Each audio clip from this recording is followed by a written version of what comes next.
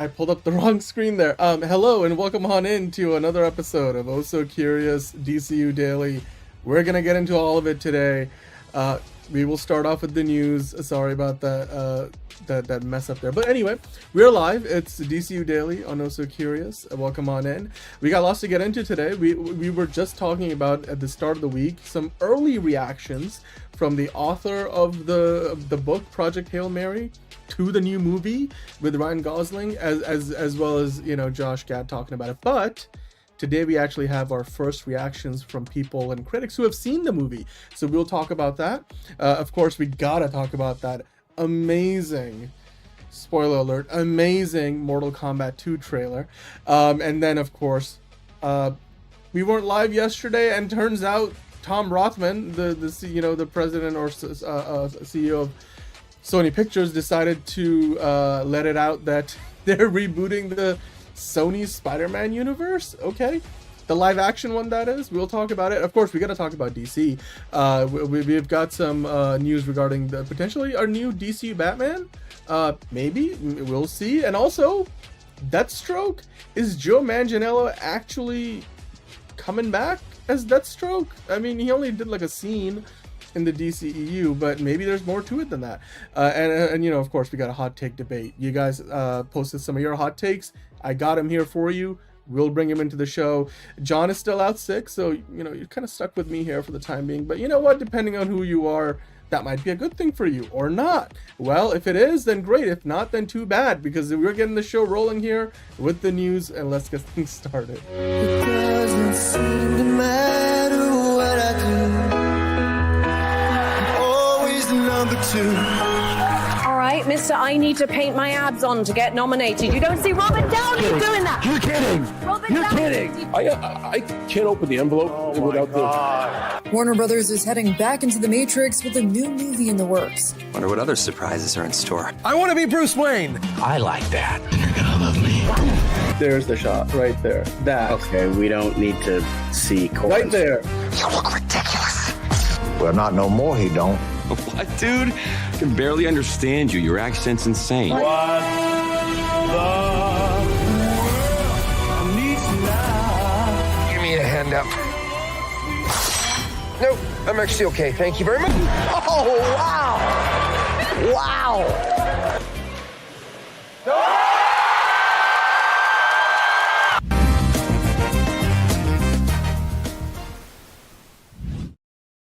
All right, okay. All right, okay. Let's get into the show. Just wanted to say hello to Figure Drawing already in the chat, saying hopefully they won't reboot the next iteration. I assume you mean the Spider-Man universe of characters and Sony side into the gutter again, which, you know, we all would wish for the same. By the way, thank you, Figure Drawing. You are a member right now, and so we hope that you're enjoying the member exclusive content we got on the channel. But couple of housekeeping things before I get into all the news topics. I did want to mention, you know, I originally said yesterday in the community post section on the channel that we were going to do a tier list Tuesday today on a Wednesday. I'm still not feeling 100%. You know, may not sound like it. It's like the adrenaline is going right now. So, and since I'm running it solo today because John is still out sick, I figured let's pace ourselves. We're gonna do tier list Tuesday tomorrow as a tier list Thursday. You know, it kind of lines up. It's still like the same initial anyway. You get it. So we're doing DCU Daily today. We do have a hot take debate, so we'll get into all of that. Thank you for tuning in. Hello, Brogu. It's so nice to see you. We hope you're doing well. And with that, we're gonna get started. I mean, again, much like we did on the Monday show, we start off with a slightly more somber story.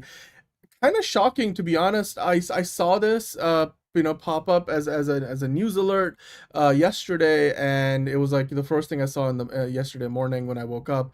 Robert Carradine, who of course was known for Revenge of the Nerds, but also to me, he was mostly known as the father in Lizzie McGuire. He passed away at the age of 71 by way of suicide, as we found out. And I mean, he was somebody that I just distinctly remember, like his face. He was the father in Lizzie McGuire. Like, I mean, I grew up with Lizzie McGuire, like back in the late 90s, early 2000s.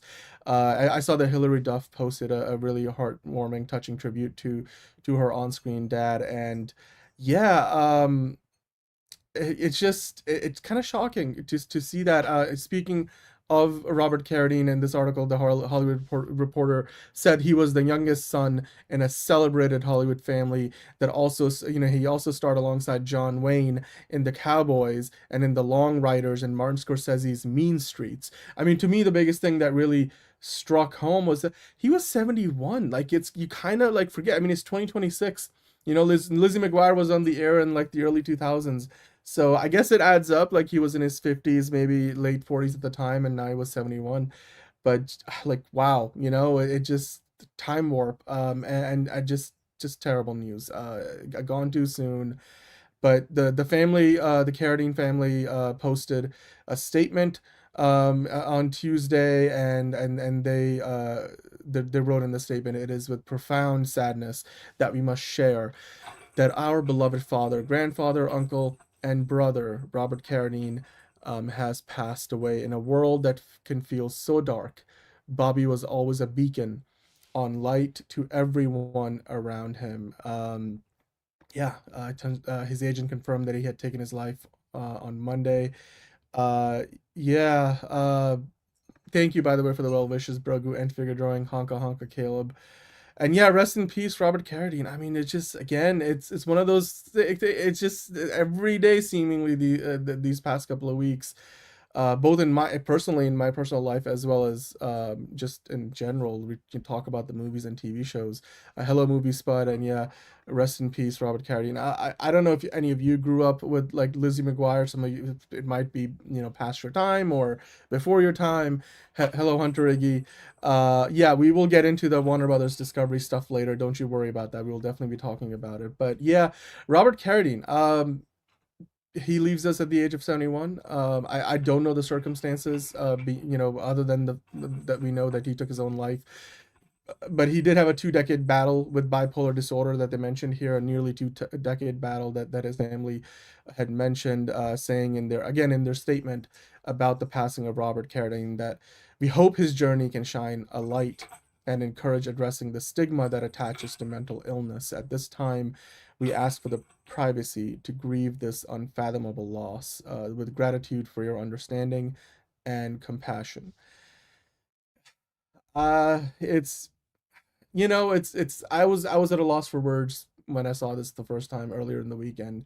Even today, it's hard. And I didn't know him personally. I can only imagine how his friends and family are feeling.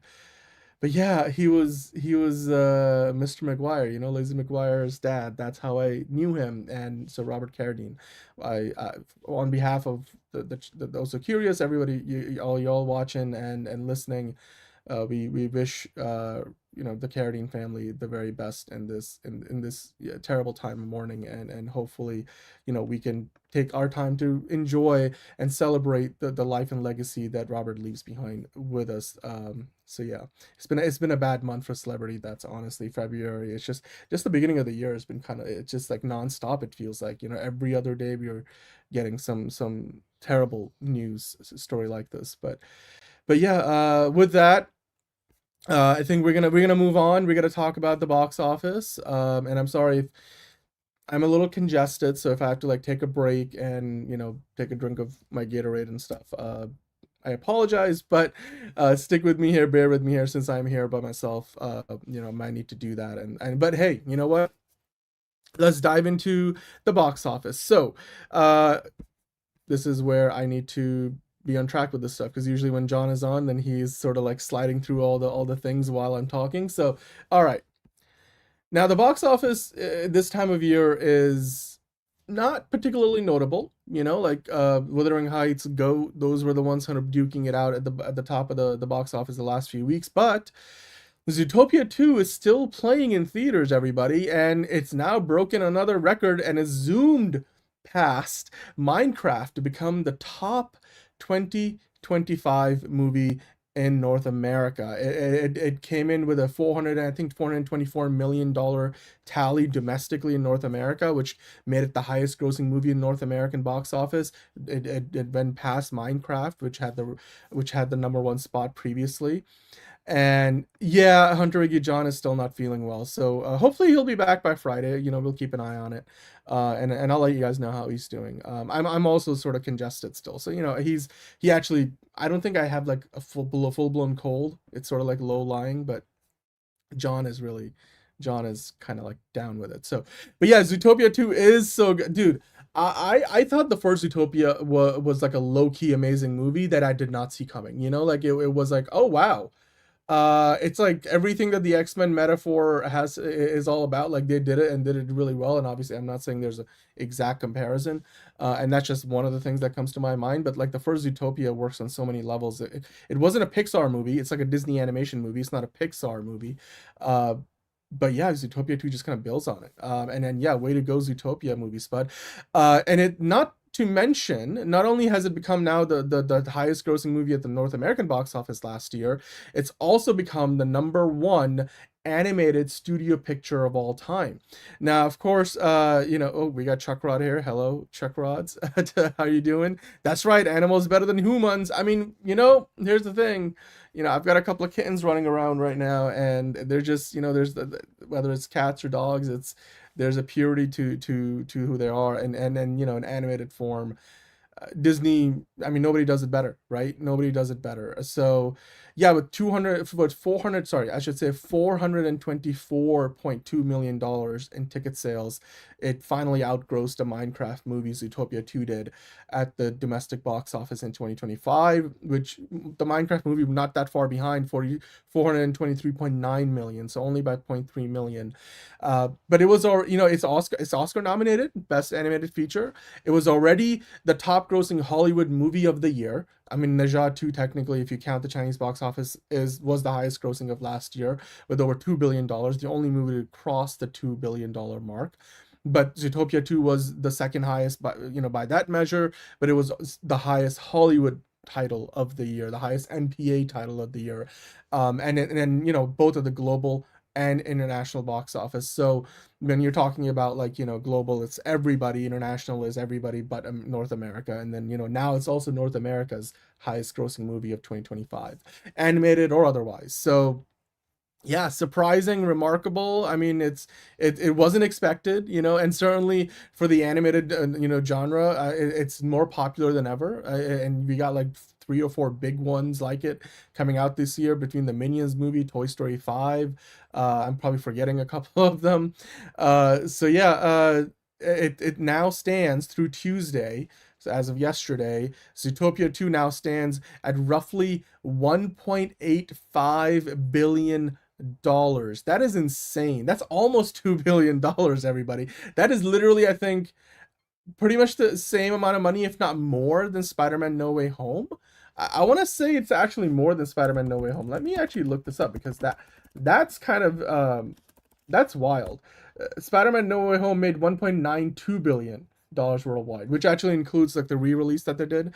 I think it finished this original run at like 1.8 something. So 1.92 billion is where No Way Home sits. So with 1.85 and still, going, it needs what, like 70 million to out rank Spider-Man No Way Home in the all-time rankings. That is amazing to think about.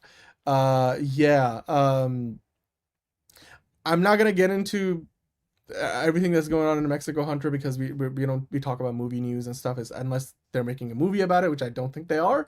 I'm not going to get into it, but so we don't talk about politics on the channel.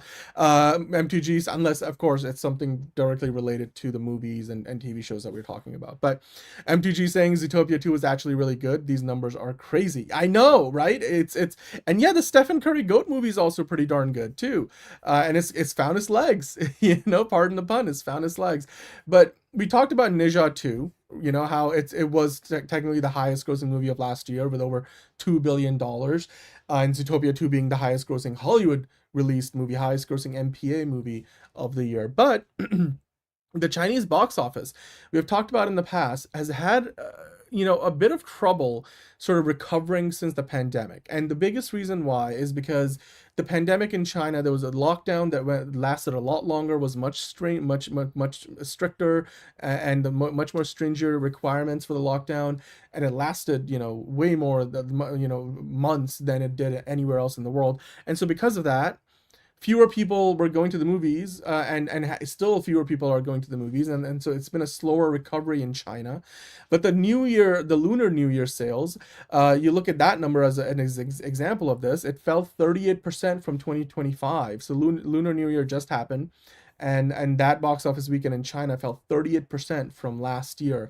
And Pegasus 3, the movie that came out, kind of like led the way on that weekend. It's a car racing movie. It's the third one in the franchise. It did earn 369.3 million over its first 6 days, which is a pretty big number. But Scare Out, the second movie on that list, made $110.7 million, which would be huge for most movies, but it's relatively modest for the Chinese New Year. It's also, telling that, that they're letting in more Hollywood movies, relatively speaking, to the previous few years, because they feel like, the Chinese box office needs that bump. And so we are seeing more of that in the past 18 months. And the Chinese box office has been really up and down, kind of like similar to the box office everywhere else. But it's good that, that at least there's a couple of movies making good money there. So yeah, 2 billion Brogu for Ne Zha 2. That's 2.2, I think it was. Hello, Eric. How are you doing today? How are you doing? Hey, yo. But talking about the box office, as movie theater chains struggle, we talked about AMC was losing money recently, still are. Supposedly they're fighting it by reserving the best seats in the house for A-list members, which I don't know if that's a good strategy. But as movie theaters in general still continue to struggle, especially the big chains like Regal and AMC and such, IMAX box office has surged in the last quarter of 2025. So basically from October through December, it did really well. I mean, and to be fair, I think it did really well because of the movies that were coming out. You had Avatar, Fire and Ash coming out. You had Zootopia 2 in theaters, and you still had a number of other big movies playing. So as well as some of the re-releases of Sinners and One Battle After Another in IMAX, which included that extended look at the Odyssey. So there was, and of course the Avengers Doomsday trailers playing before the Avatar, movie, for like the first 4 weeks of its release. Now they say in the Hollywood Reporter, amid an industry attendance slump, the film technologies company saw overall Q4 revenue soar 35% to 125.2 million, on an Avatar Fire and Ash lift. That's a pretty significant bump. I mean, on Wednesday, the film technologies company IMAX revealed its gross box office during the 3 months to December 31st, 2025, jumped 62% to $336.2 million, which was up 16% from a previous Q4 record. Stock in IMAX rose by $2.48, or nearly 7%, to $39 in after-hours market trading. That is cool. I mean, look, here's the thing. I have like mixed feelings about some like level of like IMAX exclusivities, kind of like what they're doing with the Odyssey and such, because it sort of creates an artificial scarcity in a way, and creates opportunities for price gouging with tickets. Like, for example, if you're gonna go get tickets for the Odyssey in IMAX right now, good luck. You're gonna have to go on eBay to find that shit. Like, it's so like, I appreciate that IMAX has really been aggressive about selling their premium experience and partnering up with movie studios and filmmakers to do exclusive runs of their movies. But and even to the point where Dune 3 is gonna shut out Avengers Doomsday from getting any IMAX screens during pretty much the entirety of its release, and the same will be happening for Spider-Man Brand New Day, when the Odyssey's playing in IMAX. So both Marvel movies will get shut out of IMAX all this year and early into next year for Doomsday. So some people might have wanted to see it on the big screen, right? So I hope, well, I agree with you. I think Regal and I think Cinemark are doing much better than AMC, but I do hope they don't follow that example of AMC, by the way. But here's the thing, as far as IMAX goes, I appreciate what IMAX is doing because it's a premium experience and you want to really highlight that and you want to optimize your movies for it. it doesn't always work, but it seems like, between Denis Villeneuve, Christopher Nolan, and a few other filmmakers like, James Cameron and such, they know how to use the IMAX format well, so it works. Ryan Coogler, another great example. Um, but as long as it doesn't, become one of those like, oh, when everybody's super, no one is things. So, yeah. And you know what, Johnny Dome, hello, how are you doing, Johnny? Yes, we will be talking about Paramount and Warner Brothers, to stick around, and I will get into whether Paramount might actually have a shot at winning that bidding war. MTG saying, I don't even know how AMC will implement that. They should have been in that announcement. I am a A-list member that likes sitting in the front area by myself. Right, exactly. I don't know. Maybe they'll do like blackouts for A-list members where AMC just goes like, okay, so if you are an A-lister, you get access to these, or maybe it's like a first come first serve basis, because you are also gotta wonder, like, most of the screenings don't sell out, so like, what are you gonna do, just leave some seats empty no matter what? I you know what, AMC, and I'm not gonna get into it. That's a whole rant onto itself. Yeah, I mean, 4DX also works well for a lot of movies. I think Mission Impossible movies, the recent ones, played really well in 4DX for me. But IMAX also, there's like two different versions or three different versions of IMAX. There's like the cheapest version of IMAX. There's like the actual laser projection, version of IMAX. And then you have like the proper 70 millimeter, which there's only like a dozen of them in the entire world. So unless you live near like LA, New York, or a few of the other big cities in the US or somewhere else in the world, 70 millimeter IMAX is like, good luck with that. Like, for the Odyssey and these other big movies, you're highly unlikely you're going to be able to find a seat unless you booked it a year in advance. But yeah, I mean, as far as these other premium, formats, the PLS, the premium, the formats like 4DX, ScreenX, Dolby, I think Dolby is probably the best in terms of sound and picture quality, which is, something that AMC has.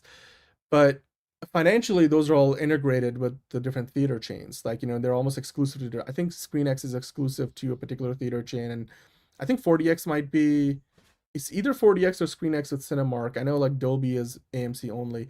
So whereas IMAX is its own company and they have screens within like pretty much, most other theater chains like a Regal, like an AMC. So it's a little bit different how the math is done on that. And obviously, if they're integrated with theaters, you're not going to report your own sales numbers separately, like for Dolby Cinema or for ScreenX, But yeah, we will talk about the Batman 2 and Man of Tomorrow are going to IMAX, Hunter Iggy, you're right.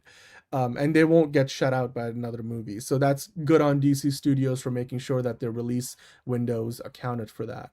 Limax, right, exactly. Yeah, that's the digital IMAX that's not actually like 70 millimeter film, which, to be fair, honestly, like, most people don't know. Like, they don't know the difference, but like, still, for somebody like me or for yourself, Eric, and those of us who are aware, I worked in a 70 millimeter IMAX, theater that no longer exists for like a few weeks, and it was just an amazing learning experience. So I will always have admiration for it, like the huge ass platters of 70 millimeter film. And yes, you do have to lift them up, and they do have like, hydraulic lifts, and you can use, mechanical like help and stuff, but taking like a chunk of the reel and then rolling it through like a million pins and then into the projector, and it's a process. There's almost an art to it. I really did enjoy like those few weeks, and I signed up for that job simply for just learning the how to do it all, like how how it's all how the magic is made and so on. But it was really far from my house, and it just didn't end up working out. I was working another job. It was part-time, and I was like, it's not really worth it for what I was getting paid. And that theater doesn't exist anymore. They tore it down and built a Limax in its place, which, don't get me started on that. But anyway, yeah, ScreenX is okay when it doesn't have any of the other options. Yeah, exactly. Dolby is pricey. You're right. Dolby is the most pricey version. I actually saw Superman at Regal. I don't think I got a chance to see it in Dolby. I really wanted to. But I and most of the time that's my go-to for the premium format, because most theaters that I go to don't have the real 70 millimeter IMAX unless I go into New York City. I think the closest ones to me now are in New York City, because there used to be one in Connecticut, the one that I worked at. I watched like the Last Jedi on that many a times, because I projected it many a times. That was when I was doing that. Yeah, 15 minutes from a 70 millimeter. Ah, dude, MTG, which one? Which 70 millimeter IMAX are you 15 minutes away from? Are you like out west, out east? Are you like in one of the other cities? Like, are you in Texas? Are you in Chicago? Clayface doesn't need IMAX, I don't think, Hunter. So I wouldn't be surprised if it doesn't get it. Like, it's not meant. They're making it, on the cheap. It's not meant to be like the same, big event kind of feel. I mean, although hopefully it makes $1 billion like Joker did, but I don't think Clayface is meant to feel like a that big summer blockbuster kind of a movie, or a movie that needs all the big IMAX screens, like Supergirl, for example, or like Man of Tomorrow. True IMAX Superman. Oh wow, with the extended aspect ratio, dude. Johnny, you are lucky, and I wish I had a chance to see that. I mean, if they do a re-release, I'll go watch it. Yeah, I'm gonna be the first one lining up for it. You know what? The best food and drinks is actually also a great. Yes, you gotta go to a place that has the best concessions. Unfortunately, these days there's no such thing as cheap concessions. For me, because I have like the AMC A list, like it makes it slightly cheaper because you get like a free upgrade to a larger size popcorn and soda and stuff. And I have my go-to snacks that I know, but like I always love going to dining theaters where they'll take your order before the movie starts, and you can kind of like, so you get there early and you're almost like you're eating, and most of the time you're done eating by the time the movie starts, because then the lights will go down even further and you're sort of like just, if you're eating anything at that point, you're eating in the dark, especially if you're watching a movie that's mostly going to be, dark or has darker scenes. But yeah, I mean, good food in the movie theater always hits right. Also, comfy seating hits right. That's the thing about IMAX theaters that I wish not every IMAX has this, but like I don't like the stadium seating. If I'm gonna sit there for 3 hours to watch a screen, it's not like I'm at a baseball game or something where I'm gonna be getting up, and then cheering people on, or grabbing a drink, or getting a thing of popcorn, or pretzels or stuff. I want comfy seating, so that's the one thing that I worry about. San Francisco Metreon AMC, dude. Okay, it is the second biggest IMAX in the country after Lincoln Square. You're right. I was in San Fran like a year or so ago. I actually went to the Cowboys Niners game that the Cowboys lost. Fiona is a big Cowboys fan, and so I got us some tickets for that, and like we were getting some concessions, and the second half starts and the game just gets away from the Cowboys, like in like 3 plays George Kittle goes off. But anyway, yeah, I want to go back. When I go back to San Francisco, I will go check that AMC out. I'll maybe see if I can time it to the release of a big movie that's playing there. Yeah, dine-in theaters, man. Brogu, those are my jam. Those are my jam. Whenever I can. You might not always want to go to a dining theater because there are times, like for example, when I might go to a movie in a matinee. Like, what are you gonna do at a dining theater? Like, have breakfast there? Like, I don't think that's really what they're for. In fact, I think I've been to dining theaters where they'll do like service in the evening specifically, so that they're not even open all day. They don't have matinee screenings. So, but yeah, you know what? Theater going. All these. We should do like a whole episode just focus on this guy. When Liz is on, we will do that. When Liz is on, we will do that. Yeah. Metreon and then the Giants Stadium. Johnny, man, now you're making me extra jealous. You saw Superman, not only the Metreon, but also the Giants Stadium. That's epic. That's epic. Good on you, man. I wish I had your experience, but I'm glad that you had your experience. With that, let's you know what? Speaking of Warner Brothers Discovery and all, you guys have been mentioning it. Movie Sweat chiming in saying B&B has $6 Tuesdays and 50% off popcorn. Yeah, they do. I mean, and AMC also kind of does something like that, right? They do like I think they do like a Tuesday, Wednesday thing with that. So yeah, I love that. I love it. Whenever you can save some money on it, on concessions especially, and just ticket pricing, give me half off all day long. Yeah, I mean, most IMAX do. I've been to one or two. I saw F1 in an IMAX that had recliner seating. It wasn't all the way reclining back like your Dolby ones, but they were pretty close. And I was surprised. I was like, this is the life, I want to. And I know that one's in Jersey, so I'm gonna go to that one next time I want to see a movie like F1. But yeah, Brogy's saying I think the theaters today are much more comfortable to remember back in the dude. Yeah, the seating was tighter, and I mean it wasn't even reserved seating, so you just kind of were like, okay, good luck, get there early kind of thing. And I was like, America got to catch up with the rest of the world. So yeah, and it felt like almost plane seating, when you're sitting in economy. But yeah, I hear you, Brogu. Been there, done that. I hope Supergirl does something special too, Johnny. I'm sure they're gonna eventize it, and there will be a summer of Supergirl. That's the whole idea, and it's only probably gonna get started in a few weeks, if not a couple, months time. So we'll be here for it. Don't you worry. We'll talk all about it, I'm sure. MTG saying, I didn't hear about the Giant Stadium showing until after. Oh, man. Okay. Well, you know what? Maybe if they do it for Supergirl, maybe if they do it for Supergirl. I think we talked about it actually on the show when that happened. I'm so glad that you were there, Johnny. And I think you mentioned it to us when it had happened too. But anyway, let's talk about Warner Brothers. Speaking of DC, Warner Brothers are up for sale, as you guys know. So let's get into all of that, shall we? The latest, of course, in the war for Warner Brothers is that the board of Warner Brothers Discovery, which remember on Monday we talked about this, Paramount had submitted their offer, and they hadn't really publicly, revealed what the value of the offer was to Warner Brothers from their 7-day exclusive negotiating window that Netflix had given them a waiver to do. So this was all like with the blessing on Netflix, like go figure this out and see if you were sure about this or not. And Paramount, went ahead and submitted their offer on Monday night, and now we know the number attached to that new offer.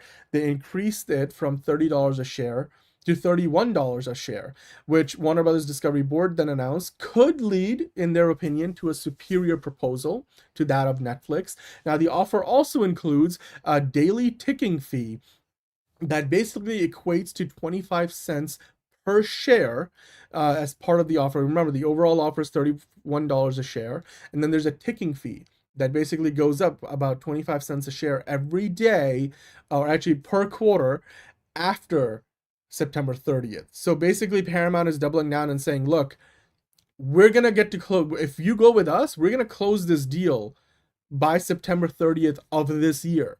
And if we don't, for every quarter, aka if, by the end of the year and then by, March of next year, or like then, the next time would be by June, or like, by August or stuff like that.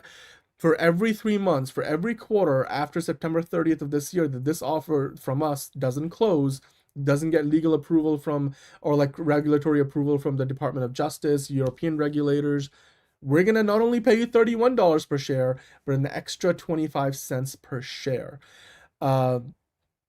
Which, look, Paramount's already done some of the legwork on this, and so they came prepared. So you know what? Like, in terms of coming in from behind and potentially taking the lead on this, Paramount seems to have, something pretty compelling here. And Warner Brothers Discovery's board has kind of said that, like, they might have something here that can actually work. Hello, D. Cole, how are you doing? We will get into the Batman update later on. Don't you worry about it. MTG talking about, you did talk about the Giant Stadium showing. Yes, exactly. I remember talking about it. Thank you. Johnny Dome saying the main reason I want Paramount to buy Warner Brothers, they could be more of a direct rival to Disney and Netflix, won't make a huge enough difference to me. Well, I hear you. I mean, but if Netflix sticks with the idea of keeping Warner Brothers as a theatrical studio that's making movies for theaters and stuff, then I feel like Warner Brothers will still be around. But I also understand what you mean, that Paramount, they primarily depend on movies. Like, that's their thing. Netflix is a streaming service first, and then Warner Brothers would be like secondary almost. Like, that's still not core to their business model. So whereas Paramount, like, they do the same stuff as Warner Brothers does. So I understand where you're coming from. It's still, I mean, there's still some gray areas to it. I still would prefer Warner Brothers be, if that's how we're looking at it, then I think Warner Brothers should stay independent, but nonetheless, other details of this deal. This is now the 10th bid from David Ellison's Paramount Skydance, and not only is it going to be $31 a share with a 25-cent ticking fee every quarter past September 30th of this year, which will continue to drive up, the value of the deal. If they don't, I think they won't be able to close it by September, despite all the things that they've tried to go in their favor. So I'd imagine that the final amount that Warner Brothers Discovery shareholders will get, if they go with the Paramount deal as currently proposed, will definitely be over $31. You'll probably get, as little as 31.5, because it probably will take until like next spring at the earliest, and possibly longer. for Paramount to truly be able to get all the regulatory approvals that they need. I think Netflix probably, that's the timeline they've suggested, that they would be, done with getting all the approvals and closing the deal by basically the middle of 2027. So I expect Paramount to maybe be able to beat it by a couple of months, but not by like almost an entire year. But Paramount will also, as part of this current offer, pay a $7 billion, that's a seven with a billion dollar termination fee to Warner Brothers Discovery if the transaction does not close due to any regulatory matters. That's up from like 5 billion, I think it was. So they've upped that number. Not only will Paramount have to pay that to Warner Brothers Discovery if they are not able to, get their deal with Warner Brothers through all the regulators, but just for Warner Brothers to walk away from Netflix's deal that they already got signed, Paramount will have to pay Warner Brothers to cover the $2.8 billion termination fee that Warner Brothers would owe Netflix. So they're already that's basically the bare minimum they'll have to do. And then if somehow things don't work out with Paramount down the road with a regulatory approval, they'll then have to pay another $7 billion to Warner Brothers. Now, of course, the Paramount has also agreed to pay a $1.5 billion sum that's going to account for refinancing all the debt that Warner Brothers has currently got as part of the deal with Netflix and how all that's going to work. So when you basically do all the math, $1.5 billion plus 2.8, they already are going to be paying a good $4.3 billion just for Warner Brothers to walk away from Netflix and go with Paramount. Then they'll be paying $31 a share plus 25 cents a share past September 30th if it doesn't get approval by then.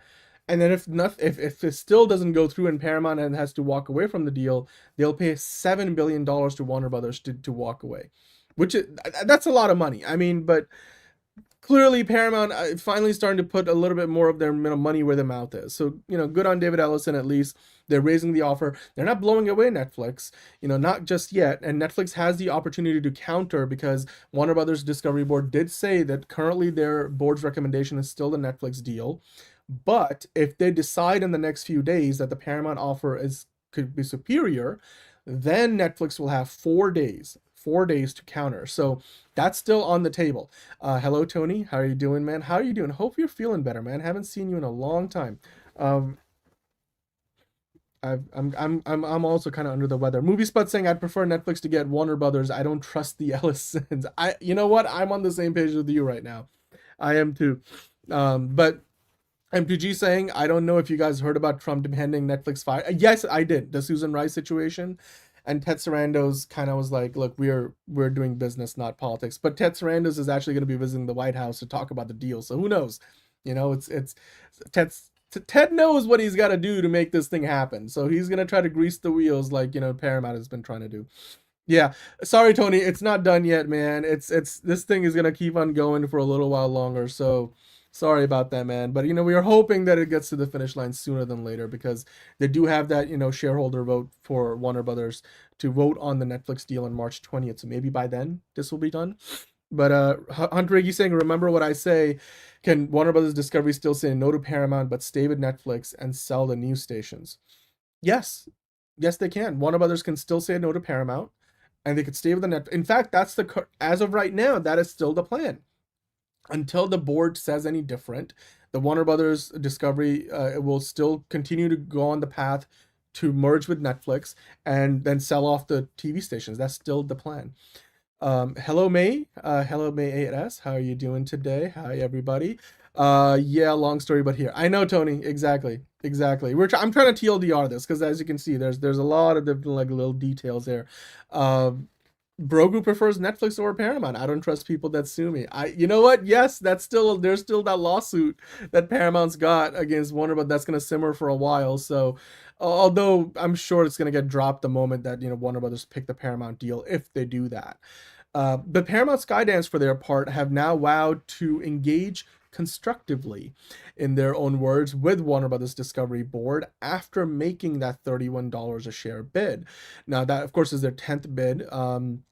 And Warner Brothers Discovery did acknowledge that the offer could prove to be superior to the Netflix deal, which will, of course, put pressure on Netflix to make a move to potentially save their offer and maybe raise their amount. Now, that all being said, Paramount just saw their fourth quarter results get released, and David Ellison was on the call with their quarterly report from the fourth quarter of 2025.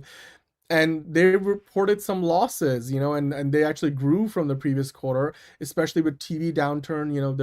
There's a lot of change over there in the TV world for Paramount right now.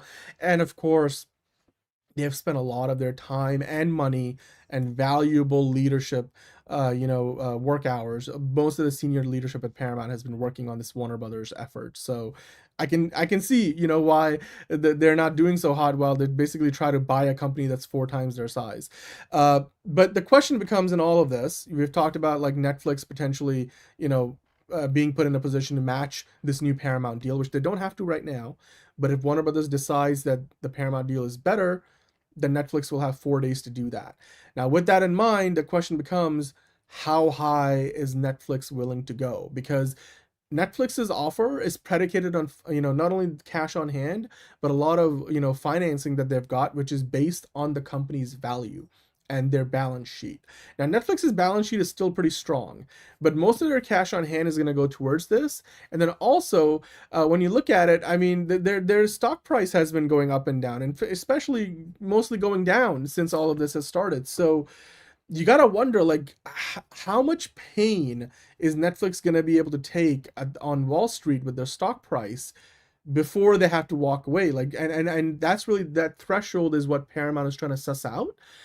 If I had to guess, and then going off what the Wall Street analysts have been saying, I would imagine that if Paramount went from like anywhere between 32 to 34, especially in the high end, $34 a share, I don't think Netflix is gonna, stick around. At that point, Netflix will just be like, okay, good on you, Paramount.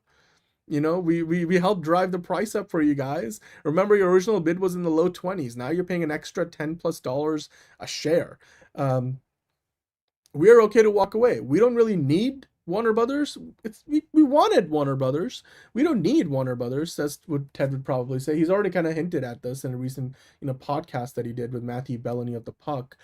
So I want to say that Netflix probably could walk away if they wanted to. I mean, Paramount does need, Warner Brothers. They could, both, not just the news stations, Hunter, they need the movie stuff. They need the IP. Like, Paramount's IP library is not nearly as capable or powerful or as deep as the Warner Brothers one. Warner Brothers got DC, Harry Potter, Lord of the Rings, and that's just skimming the surface.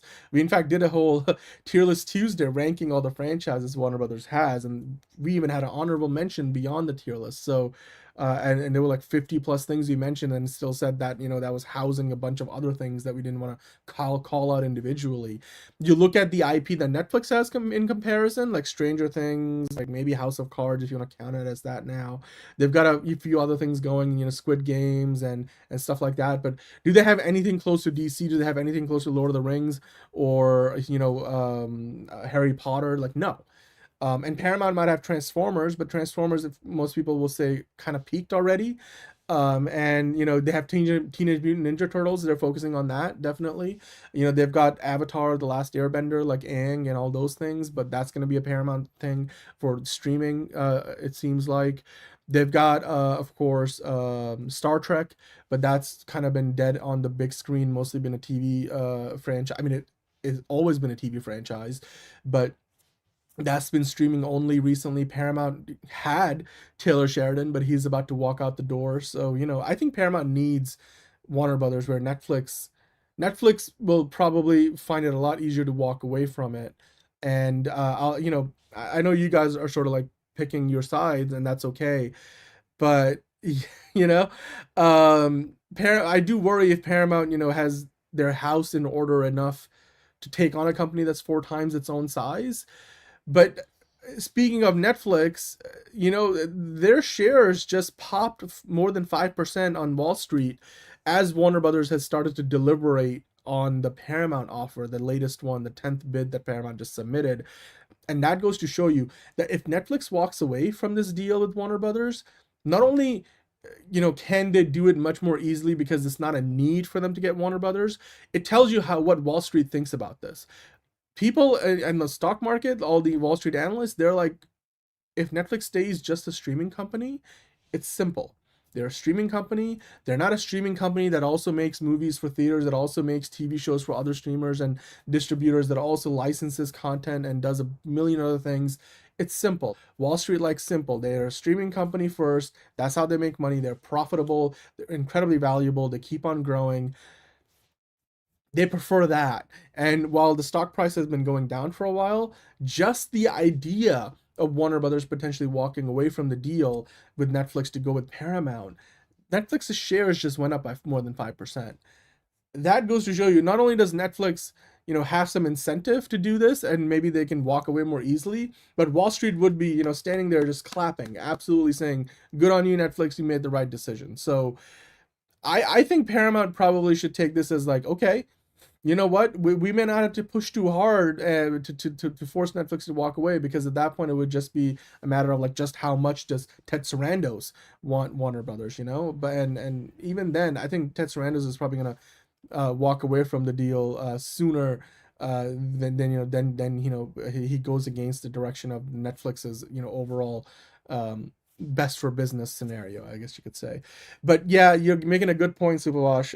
And hello, like Ted Sarandos would not be visiting the White House if he wasn't, serious about this deal. But having said that, you could do all of those things, but if Paramount comes back with a really big offer, because the Ellisons, I think, have more money to spend because it's their money. Like, and they, by the way, already backed up more money for their latest offer, and they've got more to come. They didn't say it was their best and final offer. Netflix not only can't go higher because they don't want to go higher, or they don't think it would be worth going higher. Everybody knows Netflix and Paramount are already overpaying for this. Kind of like Disney had to overpay for Fox because Comcast came in and made an offer years ago. Like Disney ended up paying an extra $20 billion. To Disney, that was still, it was still, a bargain, but it is still $20 billion more than what they originally were going to pay. Having said all that, I don't think Netflix will be able to swing the difference in price if they have to kind of compete with Paramount at like $34 a share. Because again, their financing is based on the value of their company. And if the value of the company keeps going down, like how much can you borrow, on that? There is going to be a point where Netflix will simply have to walk away, not because it wants to, but because it has to. And I feel like $34 a share or somewhere in that neighborhood is probably that number. Paramount probably is just trying to like eke its way up that way. $31 a share, even that. I mean, if Warner Brothers says that's the better deal, then Netflix will have to pony up the extra cash. And if Netflix says that's not enough, then, you have our answer. So, Netflix can keep going up. I don't think we're, at a number where one of these companies is going to ultimately win out, but I'm pretty sure we're getting closer to it. And even $32 a share might be enough, Yeah. There's also the argument, Brogood, that not only would Netflix get tired of the situation and walk away, but there's a sinister scenario, it's total speculation, where people are saying, some people on Wall Street, that maybe Netflix's plan all along was to get Paramount to, up their number, because they know Paramount wants it bad enough that they've stuck around months after, Netflix signed the deal with Warner Brothers. Maybe this is Netflix's way, even if, it comes down to just regulators don't approve the deal and eventually Netflix walks away and pays like, $5 billion to walk away from Warner Brothers. In that scenario, they would have held up their competition for like a year. And then Paramount would come swooping in at that point and pick up Warner Brothers for, basically cents on the dollar. Netflix would have won out because, all of these Warner Brothers, shares would have depreciated. And it's a pretty sinister scenario. I don't think that's the case, but there is a scenario where Netflix could walk away and ultimately end up being the biggest winners in all of this. So, yeah. And it's true, just a reminder, Netflix is not buying the TV networks. They're just buying the studios and streaming service, and all the IP that Warner Brothers has. So then Discovery Global will get spun off. So when they match the deal with Paramount, it's not going to be a dollar for dollar match. Keep that in mind. When Netflix, if Netflix is forced to do a matching offer to Paramount, it wouldn't be the exact same dollar value in terms of like $31 a share to $31 a share. They will likely still come in lower on the pure dollar value, but that will be more so because they will be looking at how much the value of the TV networks will be once they're spun off as its own company, and then doing the math, like adding that to whatever they're offering. So we'll cross that bridge if or when that time comes. But you could tell here that, you know, Netflix currently, Wall Street at least prefers that Netflix walk away from this deal, because just the idea of Netflix potentially losing out has Wall Street all excited about them. So we'll see. I mean, Paramount could actually win. I mean, there's a chance. There's a non-zero chance. I still think Netflix has the advantage, and it would take a lot for Paramount. I don't think $31 a share quite does it. They'll probably need to raise it a little bit more before Warner Brothers Discovery's board, you know, officially gives their recommendation for it, and then forces, you know, Netflix to maybe up their offer. But we're getting closer. You know, March 20th is less than a month away. So regardless of which way this goes, if the shareholders vote for it and approve it, then, you know, Paramount's out of the picture. So Paramount knows there's a clock ticking, and so we'll get a conclusion to this hopefully sooner than later. But Hunter Iggy saying, what if Paramount buys Warner Brothers Discovery and later this split? Do you see Netflix going after Warner Brothers Discovery after this split from Paramount? Yes, absolutely they could do that. But I don't know if that's something that, you know, honestly would like happen. Like, I'm trying to think right now. The way, you know, Paramount has sort of talked about this whole situation, they're going to merge and integrate all of pretty much Warner Brothers, the studio, their backlot, TV networks, all within the Paramount business. It's going to become Paramount Warner Brothers or whatever they call it afterward. And in that process, I would imagine that, you know, we would be in a situation where like Warner Brothers wouldn't really exist as its own entity the way it does today. And so I don't know, like I don't think that it would really be possible for you know, for Warner Bros. Discovery, if they were to be spun off on their own afterward, for it to kind of work. Like it just won't be the same. Like I don't think that would work quite the same as maybe what we were thinking about. So I don't know how that would work. It's happened before. To be fair, Warner Brothers has been bought and sold off several times in the last decade, so I wouldn't be surprised. But David Ellison is not doing all this and, you know, trying to buy Warner Brothers just to eventually split them off. This is not an AT&T situation, or an AOL Time Warner situation. Hello, Monique. How are you doing? MPG saying, I think Paramount will go after Universal. Yeah. I mean, Comcast will probably need to do something in that direction. We've talked about it.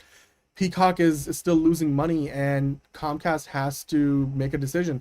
They walked away from the Warner Brothers deal because they thought it was overpriced, rightfully so. It is overpriced, but eventually they're going to need to figure out, because they need market and scale as well. And so I'd imagine that they would need to do this, do something. I'd imagine that Comcast might be looking at potentially like getting in business with Paramount or vice versa.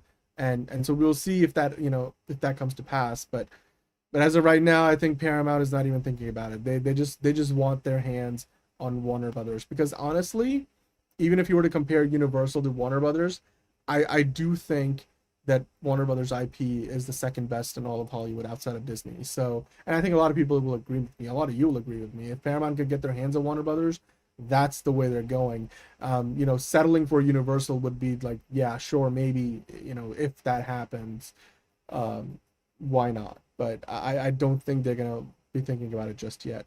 Are they gonna be, if Paramount gets Warner Brothers, I don't think they'll be making a Starfleet movie, but I hope that they, change directions with the Star Trek franchise a little bit, because I feel like right now it's sort of flailing in the wind. So, but that's my opinion on Star Trek as of right now. And not everything that they do is terrible, but I just think a lot of what's going on today outside of like Strange New Worlds and Star Trek world is not my favorite. Like, Picard finished up, Discovery's done. I enjoyed those. Yeah, Paramount. Okay, Hunter Iggy wants Paramount to go after Comcast, not Warner Brothers Discovery. Do you see Paramount buys Warner Brothers Discovery and Comcast?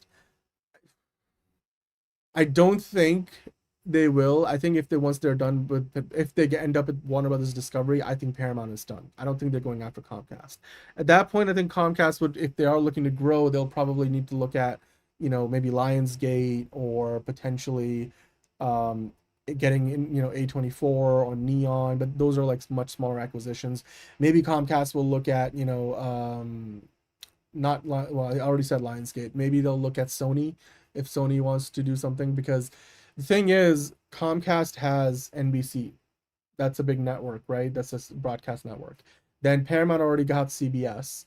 Uh, those are, you can't own two station broadcast stations under the same umbrella. So that will be a big no-no. And I even with the way things are right now, the current U.S. administration, that won't stay the same forever. So, and even they likely would not approve that. There's a lot of other concerns there in terms of the overlap. So one of CBS or NBC might need to get spun off, and that makes it less likely. But if it were to happen, then we'll cross that bridge when it comes. I mean, of course, Warner Brothers does not have a broadcast network, so they don't have a lot of overlap. And then with Paramount, they seem to want all the cable networks, so we'll see. If Paramount gets Warner Brothers, are they going to merge and call it Para Brothers or Mount Warner? LOL. Movie split. Yeah, movie split here. That's a good question. I want to say, given how much value the names Paramount and Warner Brothers have, what's likely going to happen is kind of, so think about it this way. MGM is Metro Goldwyn Mayer Pictures. Now, of course, it's now Amazon MGM, because MGM has been bought and sold a million times since its inception. But MGM, it stands for Metro Goldwyn Mayer Studios. That's the original name of the company, and that in and of itself was a merger when Marcus Lowe combined Metro Pictures, Goldwyn Pictures, and Louis B. Mayer Pictures into one company. That's how we ended up with Metro Goldwyn Mayer. So when you see it spelled out, there's a hyphens, Metro Goldwyn Mayer Studios, which is now part of Amazon. So it's now Amazon MGM Studios. So you could see there's a legacy there. And even the original MGM was a combination of three different things. So maybe what I can see happening is Paramount WB Skydance, or WB Paramount Skydance, like something like that, or Paramount Pictures becomes a Skydance. Like Paramount right now is a Skydance Corporation. That's their official logo. So I can easily see Warner Brothers Pictures being like a Skydance company or Skydance Corporation, whatever. That would be my guess. As far as like the official name, they're probably right now they trade on Wall Street as P Sky, Paramount Skydance. They'll probably find a way to insert the Warner Brothers name in there, because you don't want to wipe the name. It's like HBO when they started calling HBO Max just HBO, or Max rather, and everybody was like, why'd you take the HBO name out? Like, that's the whole appeal of this. So once they brought back HBO Max, like the HBO into the Max name, it just made sense. I think that will be the same thing here. MAGA bros. No, I hope they don't call it that. But anyway, we'll keep up with this story and let you guys know where things are at as it evolves. I'm sure we'll hear about it sooner than later if Warner Brothers thinks that the Paramount offer is superior to the Netflix one and forces Netflix to match it. So we'll see when that happens. But right now, I'm going to move on. We're going to talk about some Movie Talk Madness. Speaking of Movie Talk Madness, there was a whole lot of madness in that Mortal Kombat trailer, everybody. The Mortal Kombat 2 trailer that just came out today. And I texted the link to John and Liz, and then I told them, and I wasn't lying, I watched this trailer 4 times. Like, as soon as I came upon it, I was like, I need to watch it, I need to rewatch it, then I need to watch it again, then I need to watch it some more, because holy shit, not only do we get a lot more Call Urban, who of course, released this at the IGN Fan Fest. That's why I've got it up here on the IGN website. But you get a look at a bunch of the new characters, a lot more of the action, and I'll be honest with you, Carl Urban might save this franchise. The first movie was up and down, and I'm glad that did not feature a lot of Cole Young, or really any of him. But the visuals look amazing. They look more finished. The VFX look great. And holy cow, this movie feels like it is truly an upgrade on the first one. Of course, you've got the OG back here. He's in Shogun. He's killing it in here. Carl Urban, man. Johnny Cage. Johnny Cage is gonna be the best part of this franchise. Long overdue. We all wondered why he wasn't in the first movie, but here we are. You know, you got other folks from Shogun. I mean, you got all the actors, all the best, all the best characters, and the sense of humor is in there. The visuals feel like they're a couple of steps up from the first film, even though the first film, the best part were the visuals. The fight choreography looks nice. They also are leaning into the original, soundtrack, the original Mortal Kombat theme, and then the whole, like, the trailer ends with Mortal Kombat. Dun, dun, dun, dun, dun, dun. Like, I'm like, okay, literally goosebumps right now talking about it. Give me some more, because holy shit, this thing looks amazing, and I'm here for it. Like, I am here for it. Like, this looks fantastic. Simon McQuaid, I am praying that you give us a good film. They've already potentially got a third movie in the works. They announced at New York Comic Con that they've got a threequel in development. So we know this thing ain't going anywhere. And the guy who directed Godzilla, times Kong, The New Empire is where, I mean, it's this movie looks fun. This movie looks like a whole hell of a lot of fun. I don't know what you guys thought about it, but you let me know for sure, because holy cow. I mean, I watched this trailer. I think at this point I've seen it like 6 times. So yeah, Mortal Kombat looks fun. I mean, look, there's only been like one little thing we've gone for Street Fighter, and like, yes, we went on talking about how good that looked. We're going to be eating good this year, because between Mortal Kombat 2 and Street Fighter, holy shit, man, this is like a 90s, video game kids, wet dream come to life. Between that and the Super Mario Bros. Galaxy movie, we are eating good right now. But the Mortal Kombat 2 trailer looks fantastic. You guys let me know what you think about it, because, like I said, I watched it 6 times. Maybe even more than that. I don't know. Like, I watched it 6 times all the way through, and then I've gone and like seen parts of it and paused on and just stared at like some of the beautiful cinematography. I want to see the next Street Fighter trailer, but Carl Urban, please, I'm counting on you. I'm counting on you, Hiroyuki Sanada. I know you're gonna do a great job. Johnny Cage, he was one of my favorites in the game, and I was like, where the hell is he, other than the little poster in the first movie? So I'm looking forward to seeing more of this. I can't wait for more Mortal Kombat.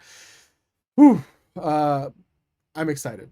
I'm excited to say the least. But you know what I'm also excited about? We talked about this at the beginning of the week. So, but here we are, because not only did we get early reactions on Monday, we now have our first reactions. Now you might be wondering, what's the difference between early and first reactions? Well, the early reactions we talked about on Monday were from Andy Weir, the author of the book that the movie's based on, and a couple other actors who are involved with the project or attached to the project or know Ryan Gosling. But now we get our first reactions from critics who got to see Project Hail Mary a little bit early, and they're calling Ryan Gosling a shining star in the Christopher Miller and Phil Lord must-see Space Odyssey. That's some high praise, drawing a comparison to this, I'm sure, 2001: A Space Odyssey. Even calling it potentially a major awards player come Oscar time next year. That's insane. I mean, Sinners came out around this time last year, and it broke the record for the most nominations at the Oscars. So it is possible that you can get over the recency bias of the the Oscars. And yeah, I mean, film critic Eric Marchin shared a glowing review on X. These are all social media reactions. They're not full reviews yet. But Eric said that Project Hail Mary is the first great blockbuster of 2026. And Phil Lord and Christopher Miller's must-see Space Odyssey blasts off as a first great blockbuster of the year. Out of this world cinematography from Greg Fraser, which, by the way, Greg Fraser, if I can say that correctly, Greg Fraser did the cinematography for The Batman, and now he's doing the cinematography for Project Hail Mary. And yeah, it reaches for the stars while anchored by a stellar Ryan Gosling performance. This movie, all caps, rocks, which I get it, because one of the main characters, the alien character, is like rocks. It's like, fist bump or bump my rock or whatever. Like there was a funny like viral thing for Valentine's Day that they did, that Ryan Gosling like FaceTimes one of his SNL buddies, and I was like, I was watching that and laughing at it like all night yesterday. But Adriano, another critic, Adriano Caparuso on X wrote, Lord and Miller's latest plays up a short-circuit bromance to an hysterical extreme, while simultaneously delivering a pulse-pounding space epic that brings true humanity to the center stage, but not without some jaw-dropping visuals alongside. Okay. And then Globe and Mail film writer Barry Hertz shared some reservations about the movie, saying, there weren't enough to outshine Ryan Gosling's galaxy-sized charms. Well, you know what? I'm sure that's why they cast him in the movie.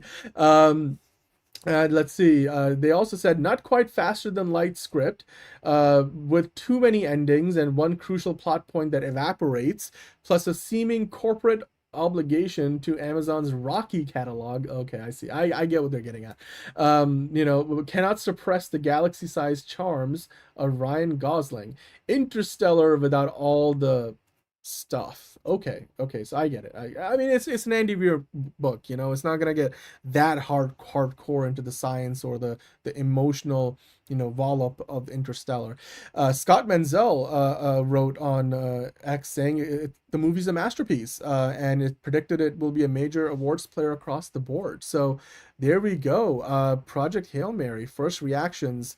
Shining star, they're calling Ryan Gosling, and it's going to be a must-see space odyssey. Well, I already am really excited for this. Hello, Steven. How are you doing today, man?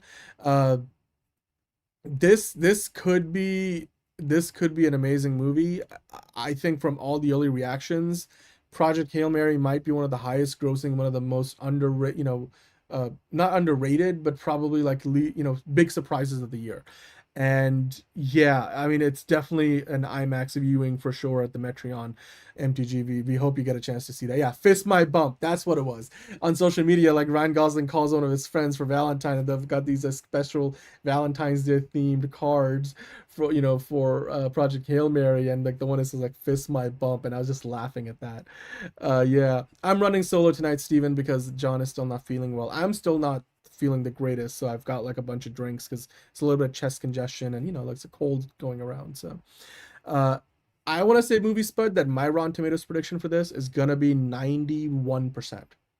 I mean, like, it's gonna settle there. It's probably gonna start out a little bit higher, but I want to see once all is said and done, when we get a couple of hundred reviews in, it's probably going to be 91%, because I don't, unless it completely surprises us and does hit like 95, which is what you're thinking of the high end. I mean, 84% would still be great, right? Because Rotten Tomatoes scores are basically telling you the percentage of critics that thought positively about the movie versus those that thought negatively. So if 84% of the critics love it or like it, that means only 16% didn't. So yeah, and 95% would be amazing. I want to say 91%. That's probably where I am with this. Well, Eric, I mean, there could be glazing. I mean, social media reactions tend to be more positive than the actual reviews. So, whenever you see social media reactions, most critics tend to lean more positive, even if their overall review might be, negative. So yeah, that you always get an inflated sense of the movie if you just look at the social media reactions, because then a lot of critics will leave out more of their criticisms for the actual full review. Again, but I read you guys one of the ones that wasn't entirely positive. They said the script isn't maybe the best thing ever, but Ryan Gosling does a great job. So, there will be some folks that you can already tell who didn't entirely love the movie. Yeah, it has been snowing a lot up in the Northeast, Stephen. There was some snow today. There was a shit ton of snow over the weekend. My favorite Ryan Gosling movie is Barbie. I advocated for Ryan Gosling to get his Best Supporting Actor nomination for that. So that's my favorite Ryan Gosling movie. It might be this, though, after we see this. Yeah, I mean, movie spot. I think this will be, the first must-see movie of the year. So I can't wait for it. I mean, the embargo and the reviews will drop soon, and we'll talk about it. We'll see what the Rotten Tomatoes score is going to be. You guys, let me know in the chat. What do you think? 95%, 84%? Is that kind of where are you leaning on this? I think 91%. That's still pretty damn good. That means only 9% of the critics, would have not liked the movie, which is a really good number. 91% of critics loving it. That would certainly mean it would be certified fresh on the Rotten Tomatoes meter. And yeah, don't forget to fist my bump, as it were. So you guys let me know, what are you most excited about, whether it is Project Hail Mary or Mortal Kombat 2, an amazing trailer that we saw as well, and I've seen it 6 times. I'll probably see it 6 times more because I enjoyed it that much. But then I'm sure we'll get to see it in theaters before Project Hail Mary as well. So with that in mind, let's move on to the award season. We were talking about how Project Hail Mary could be an early contender for the Oscars for 2026. Well, leading up to the Oscars in 2020, the 2025 cycle for this year, we have got the BAFTAs that just took place over the weekend, and well, there was a lot of controversy around the racial slurs that were aired as part of the show and then edited out later. Well, there has been some more aftermath. I want to kind of go through some of that. I'm not going to spend too much time on this because we talked about it at length on Monday, but I want to just mention, like, look, there is, the part of this, the human part of this, that we need to keep in mind, because for those in the Tourette syndrome community, like the Hollywood Reporter is talking about here, what happened at the BAFTAs with John Davidson being in the audience, who has Tourette's, and who had a tic, that ended up, causing him to shout multiple racial slurs, one of which ended up being leading to be a part of the show, and as it aired on BBC, it just kind of brought on a familiar dread-like feeling. I mean, even for him in his statement when he apologized, like saying, "Look, this is part of Tourette's, and it's completely involuntary, these tics, and they don't have a reflection. They're not a reflection of the person, and it's such a cruel condition, and it just is not a very well understood one either." So yeah, there's a lot of people who don't understand it, but I hope that this leads us to, have a better understanding or seek a better understanding of Tourette's.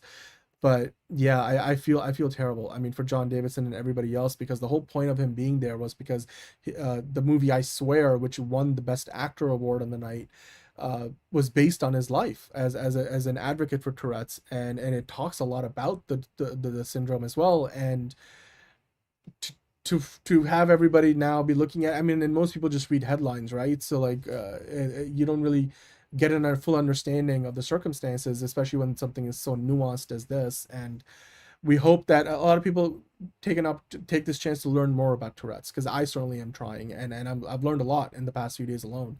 But yeah, as far as BAFTA goes, there's a jury member on the BAFTAs, Jonte Richardson. He posted on his social media saying that he quit over the handling of Tourette's tic at the film awards, saying it was utterly unforgivable, and then he will not be giving his time to the BAFTAs organization that has repeatedly failed to safeguard the dignity of its black guests after, of course, what happened over the weekend while Michael B. Jordan and Delroy Lindo were on stage.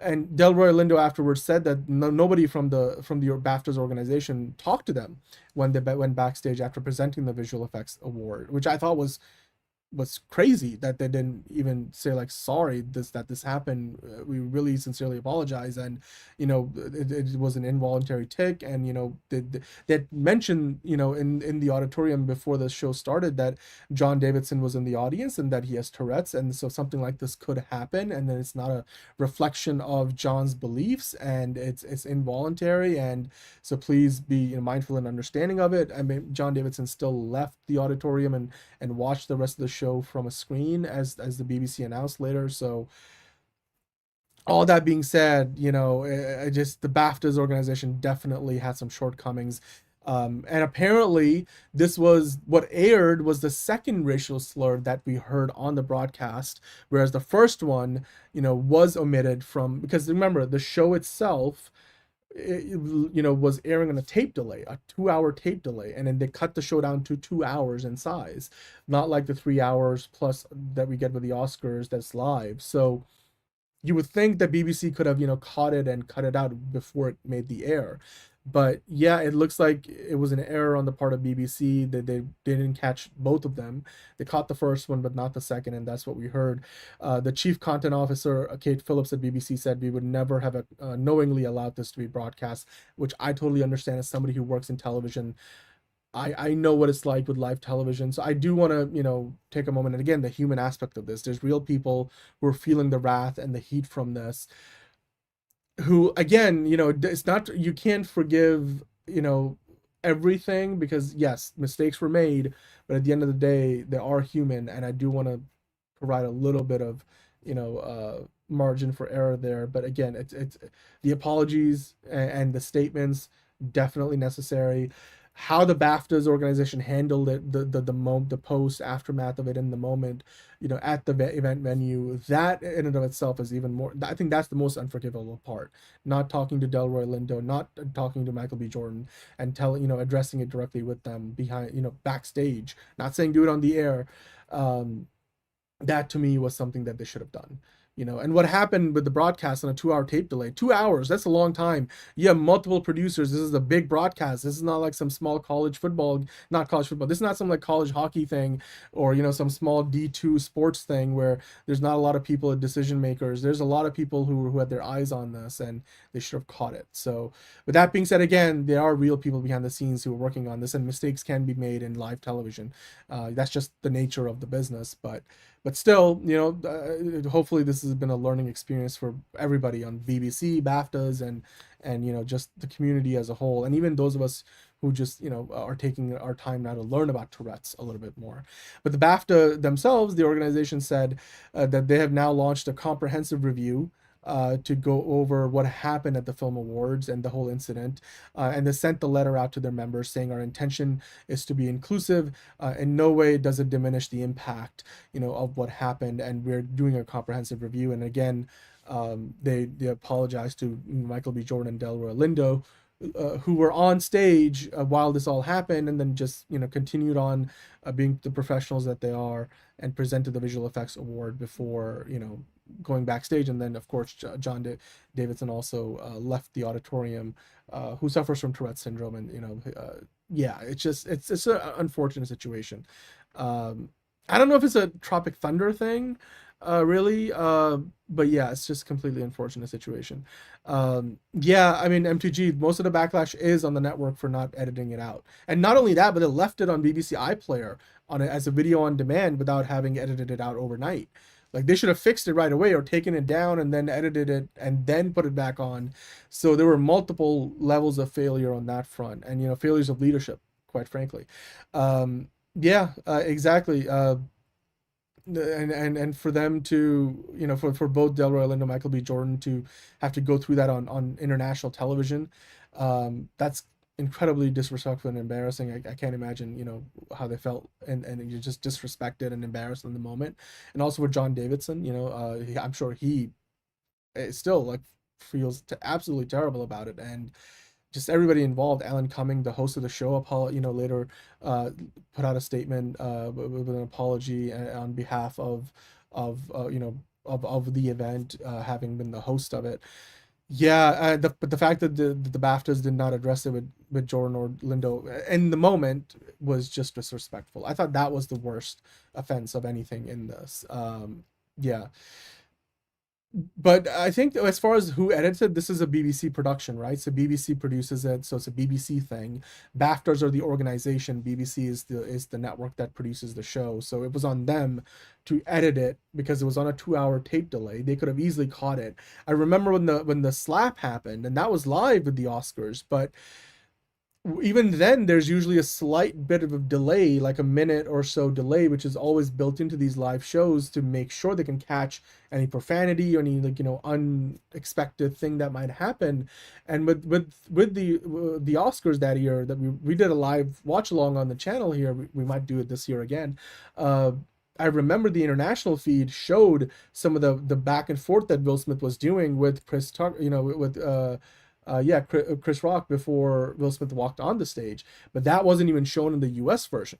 That was shown, so it was censored in the U.S. version. It was shown in an international broadcast, and that was a live Oscars, broadcast. Whereas with the BAFTAs airing on a 2-hour tape delay, you gotta imagine if this happened and it was noticeable and audible on the show, they should have had enough time within the 2 hours to make an edit, especially when they did edit it out a couple of other things that happened on the night. Not only another racial slur, but they edited a couple of acceptance speeches as well.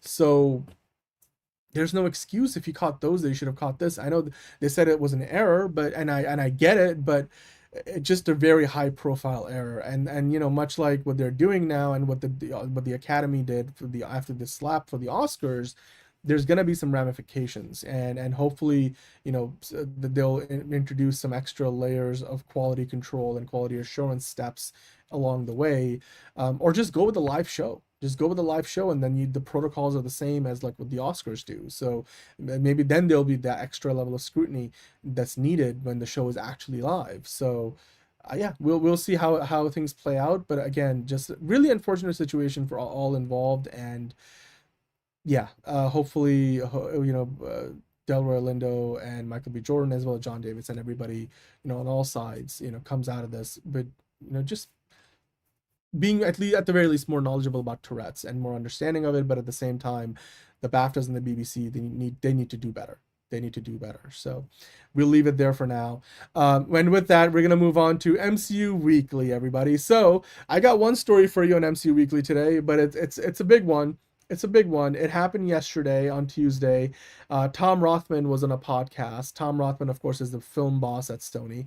And he was asked, quite simply, well, are you doing anything, with the Spider-Man live action stuff after, the Spider-Verse movies end? Because they clearly sort of shelved any near-term plans for the spin-offs, that they were doing with like Venom and such, to focus on the Beyond the Spider-Verse and Brand New Day, which is an MCU movie. Well, Tom Rothman said, yes, they are going to be rebooting the Spider-Man universe with new people after, the last few of them flopped. So it turns out we're going to get more, we're going to get more. He also did reveal that China has banned the Spider-Man No Way Home because it showed this, or they did ban it because it showed the Statue of Liberty, which, I mean, quite frankly, Statue of Liberty was mostly covered by Captain America's shield anyway. But speaking of rebooting the Spider-Man universe over at Sony, I mean, there you go, Madam Web. I mean, I'm sure Dakota Johnson is just itching to come back to play the role again. Although, I don't think we're going to get any of the sequels. No Morbius 2, no Madam Web 2, no Kraven the Hunter 2. It looks like they're doing a fresh reboot, totally fresh reboot, and they're going to start with new people both in front and behind the camera, it looks like they're going in a different direction. So Tom Rothman, replied to the question, where are we in the Spider-Man franchise? Not the animated Spider-Verse, which Matthew Bellany was asking on the Town podcast. Is the larger Spider-Verse dead? And Tom Rothman replied, no, it's not. Are you going to go back to those at some point? Matthew asked. Tom Rothman said, yes, we are. But it will be a fresh reboot, Matthew asked, and Rothman replied, yes. So again, just these one-word answers. New people, Matthew asked. Tom said, yes. And then talking about, why it's taking so long, for them to, kind of come out with Brand New Day, as well as waiting to do this fresh reboot. He was like, look, scarcity has value. You got to make the audience miss you a little. And then, he did also talk about how Kevin Feige, and Marvel, they've been doing a pretty good job with just doing a reset and kind of changing direction after Bob Chapek almost ruined, the MCU with wanting so much stuff for TV on Disney Plus. They're now going in a different direction. And Tom Rothman, of course, said, guys, you're in good hands with Avengers Doomsday. Don't you worry. Marvel is going to be doing just fine. But I don't know, like, rebooting all of this, like the Venom, the Kraven, the Morbiuses, and the Madam Webs of the world. Well, Eric, it's too American, the Statue of Liberty, apparently, for China. So anyway. Caleb saying a fresh reboot gives them the opportunity to ruin other characters that haven't ruined yet. I know. I mean, why? I think the whole reason why those movies sucked is because they hired like the worst people to write and direct them. It's like, look, I know Dakota Johnson is maybe not the best actor in the world. I know that, Jared Leto is probably a cult leader or whatever, but those movies could have been a hell of a lot better. They did have, the likes of Matt Smith in there, or like Aaron Taylor Johnson with Craven. Like, they could have been so much better. It's just, I don't know what the hell they were doing or thinking. But all that said, you got to remember that Venom trilogy made $1.8 billion between the three movies. And the rest of those movies, Morbius and Craven the Hunter and Madam Web, those combined made like a little over 300 million, but that means between 6 movies they made over $2 billion. That's a pretty good average per movie. That means that that little franchise unto itself was still largely profitable, barely, but still profitable, and mostly because of the Venom movies. But yeah, they're never gonna sell to Disney. Those Spider-Man rights mean too much to Sony, Eric. I don't think they're ever selling them to Disney. But the fact that they're gonna give it another shot, you gotta wonder: are we gonna get an actual Spider-Man outside of the MCU as part of that? Is that still possible? Is that not contractually a thing? But I would love to see what they do. I don't think they're going to be rebooting Madam Web or Craven the Hunter or Venom anytime soon. They'll probably find a different starting point and maybe eventually introduce those characters, or maybe not, because they're also open to bringing some of those characters over more readily into the MCU now. So if you're going to get a Venom in the MCU, then I don't think we're going to get a Venom in this separate universe, because I don't think Sony would want to have 2 Venoms running around at the same time. There's a difference between what DC is doing with Batman and what they would want to do with Venom, because also there's that contract with Marvel Studios where I'm sure you can't have some characters have 2 iterations and that's why like they did that little Tom Hardy crossover with Venom that never went anywhere, but they didn't do like a Venom that's separate. So we know that there's a bit of a symbiote that he left behind in the MCU, but I guess that iteration of those movies is done, so this will be completely fresh in its own thing. And I think a lot of it will probably depend on how successful Spider Noir is on on Amazon Prime, I should say, because Spider Noir, if that's a big success, I think that could be your starting point for where you go next. Doing live action spin-offs through the Spider-Verse. We know they're already potentially working on stuff as Spider-Gwen and such, so maybe those are the starting points, and then you kind of like build from what you did with Spider-Verse, and that's the way you go about it. So yeah, don't focus them all on Spider-Man villains. Maybe you've got all these other characters you can work with as well. So yeah. I don't know if China blurs out Captain America. I'm pretty sure they did release like all the Captain America trilogy of movies in China and the MCU. You know what else made $1 billion? Transformers 4. Yeah, and you know what? That movie deserved it. I had a lot of fun with it. Still it's one of my favorite Transformers movies. Come on, it's Mark Wahlberg. That movie is one of the coolest shots in any Transformers movie, when the rally car comes over the fence on that farm and literally drop kicks a SWAT dude in the face in super slow-mo that they shot in 6K on a Red Dragon camera. Michael Bay does some kick-ass stuff sometimes, even though the third act was way too long. But anyway, what are they gonna make? Caleb says an Uncle Ben movie. I don't know. I mean, maybe they should. You like Transformers 4? I know, I did. I'm not gonna say I like the whole thing, but look, the Transformers never looked better than when Michael Bay did the Transformers movies. You can't argue with me on that. They just did. Like those movies are fucking cool. Like they are. Like the transformations and the action. I mean, yes, they indulge a lot, and then you get too many booty shots and all the Michael Bayisms, but the Bayhem hits about as well as anything Transformers has ever done. So yeah. I mean, also ILM will tell you, like, all of their show reels include that IMAX shit that they did. So, okay, sure, Transformers 3 was better. Yeah. I'm not saying, like I said, I like Transformers 4, not all of it. It definitely had its flaws, but I did enjoy it. I still think the first one is amazing. The first one's probably the best one. And then Bumblebee was really good too. But yeah, can you imagine if they did make an Uncle Ben movie in this new Spider-Man cinematic universe? I can imagine the trailer, like it just like, the trailer comes up like, with great power, Uncle Ben going to the grocery store. Comes Uncle Ben coming out of the grocery store. Great. Uncle Ben gets into the car. Responsibility, Uncle Ben's car crashes. Boom, it's a tragedy. Like it's that's gonna be the movie. So yeah. Do you think, Hunter Iggy is asking, will we get a new Spider-Man for the Sony? I really do hope that's what they do. If they're gonna do a Spider-Man universe over at Sony while there's a Spider-Man in the MCU, I mean, not that they need it, because they showed that with the Venom movies, they could do it without Spider-Man, but it was almost like there was a Spider-Man running around on the East Coast while Venom existed on the West Coast in the Bay Area, and they kind of hinted at the idea of that. So it was like this like unsaid thing. And even in the Morbius movie, there was a straight up, like in the trailer, that misdirected you with, or all of us, with that Tobey Maguire Spider-Man, graffiti that never made it into the movie.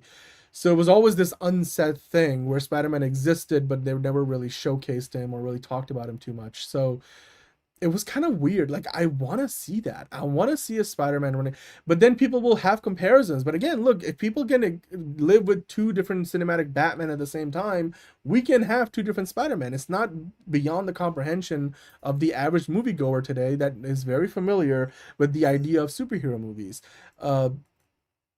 But the question for me would be, is it contractually possible with what Marvel Studios has as a deal with Sony? Like, can they do it as part of the contract that they have? That would be the one thing that I think would stop them from doing it.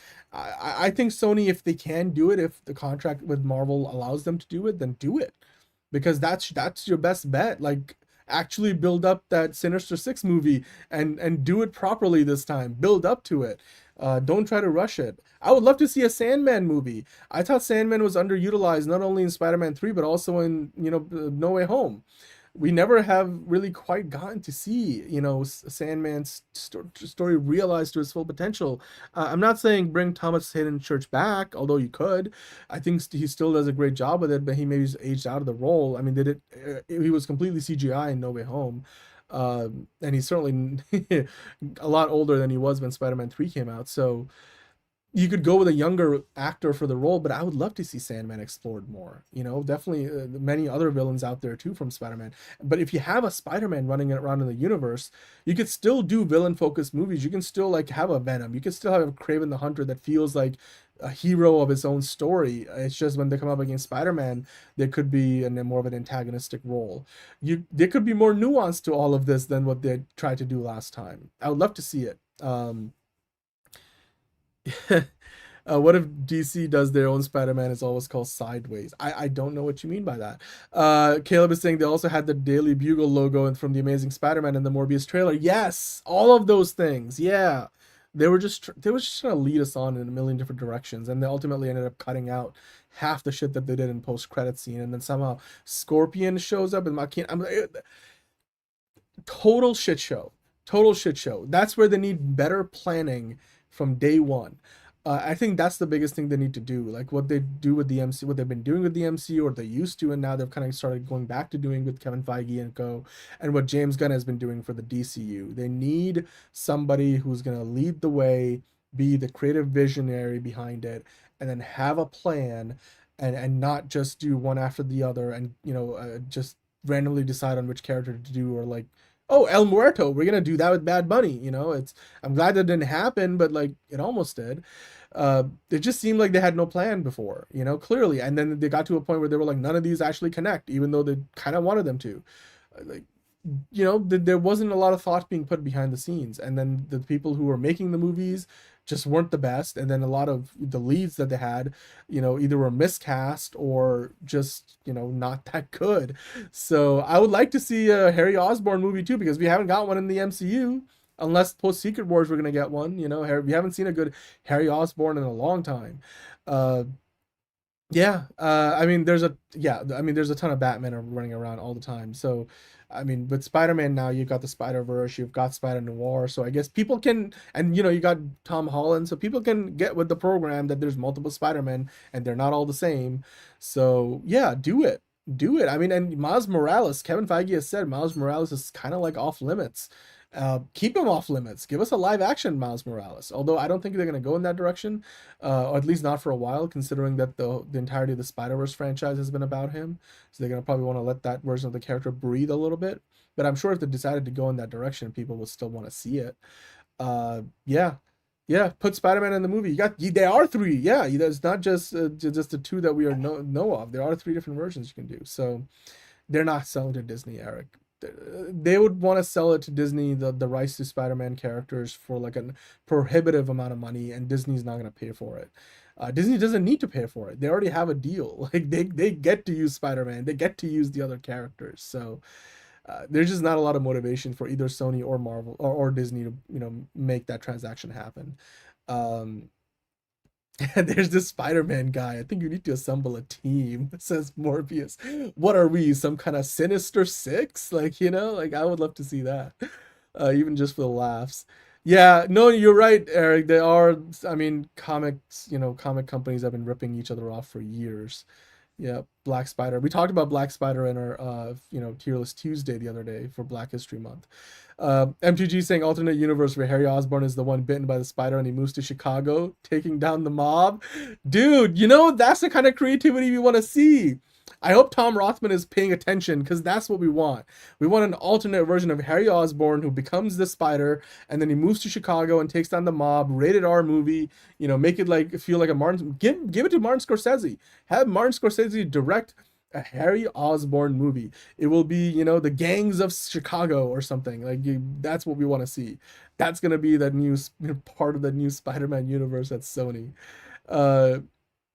Well, Eric, I think DC is working on making more Blue Beetle stuff. As of right now, potentially as a TV show, but I would love to see, more Jaime Reyes in live action. And of course, Static. We talked about it the other day on Tier List Tuesday. Definitely want more Static. And dude, Terry McGinnis, Batman Beyond. I don't think it's gonna happen soon.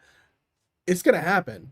It's James Gunn will make that happen. So yeah, DC is definitely gonna have their equivalents of Spider-Man characters. They do have their equivalents of Spider-Man characters, but yeah, Tom Rothman, man. I guess they're going to be rebooting this whole Spider-Man universe situation. I thought they were done for good, but M2G, take my money. That Harry Osborn movie, Eric agrees. That's the kind of creative thinking we need. I saved your comment because if this ever happens, then I'm going to make sure that I point out that you are the one who came up with the idea and then somebody stole it. So I would love to see that. That would be my version of like what you want to do with a Sony Spider-Man universe reboot, because that's truly subversive and completely different from anything Marvel would be doing it with the MCU. So and that's the best way to go about it. Like everything that they've done with everything that they've done with the Spider-Verse series of movies has been so far away from what they've been doing at the MCU. Much more traditional, much more orthodox Spider-Man that we're seeing with Tom Holland. Spider-Verse is everything that's the MCU Spider-Man is not. So yeah, I would love to see them do something similar, maybe the darker version, like you said. That would be amazing. So okay, all right, well, right now we're gonna move on from MCU Weekly. You guys let me know what you think about that idea from our dear old M2G. Eric seems to love it, about a new Harry Osborn movie, maybe a new Uncle Ben movie like Caleb wants to see too. But anyway, in the meantime, we're gonna be getting into the hot take debate, everybody. It's time for some hot takes, and it's gonna be lots of fun. We've got some hot takes. We put out a call. You guys sent us a few. I don't think I got every one of them in there, but I picked out the ones that came in when I was preparing for the show. So it's gonna be fun. How's the pie? So good. I know. I'm just waiting. That's the movie, Harry Osborn. A Sony Spider-Man film. I want that. Tom Rothman to make it happen. Where's your heated takes graphic? Oh, you're talking about the intro? Oh, we're getting into it. It's hot take debate time, baby. Who is that? Retarded. Retired. I'm already in the void. I'm not trying to get canceled again. I don't like you. And when you take on the responsibility, great power will come. Chicks dig the car. This is why Superman works alone. black rubber. Ooh, you nasty, mon beauté rouge. Les éléments ton relais, hein? Not a single word. You bring your scarred psyche. I'm about to make a name for myself here.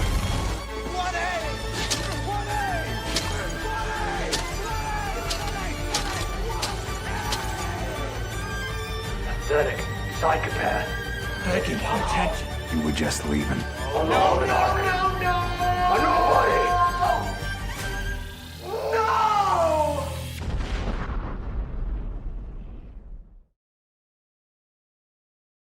All right, welcome on into Hot Take Debate. As Movie Spud was saying, it's getting hot in here. Yeah, yep. When you take on the responsibility, great power will come, indeed. Emphasis on the come. Anyway, we're gonna get into Hot Take Debate. Let's get into it, shall we? You put them up, we knock them down. So I got 4 hot takes for you today. They are from y'all. The right dude, I don't know if you're in the chat right now, but the right dude popped in with a hot take. Yes, emphasis, Caleb.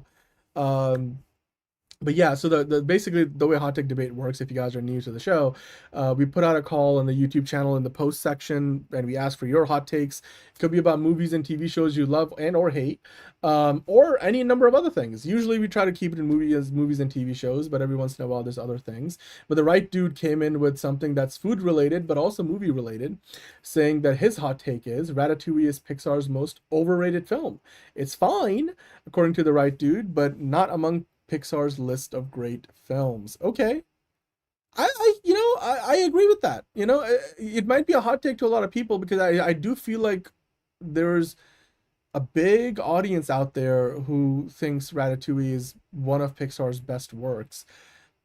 I don't think that is the case. Like, I've watched Ratatouille a few times.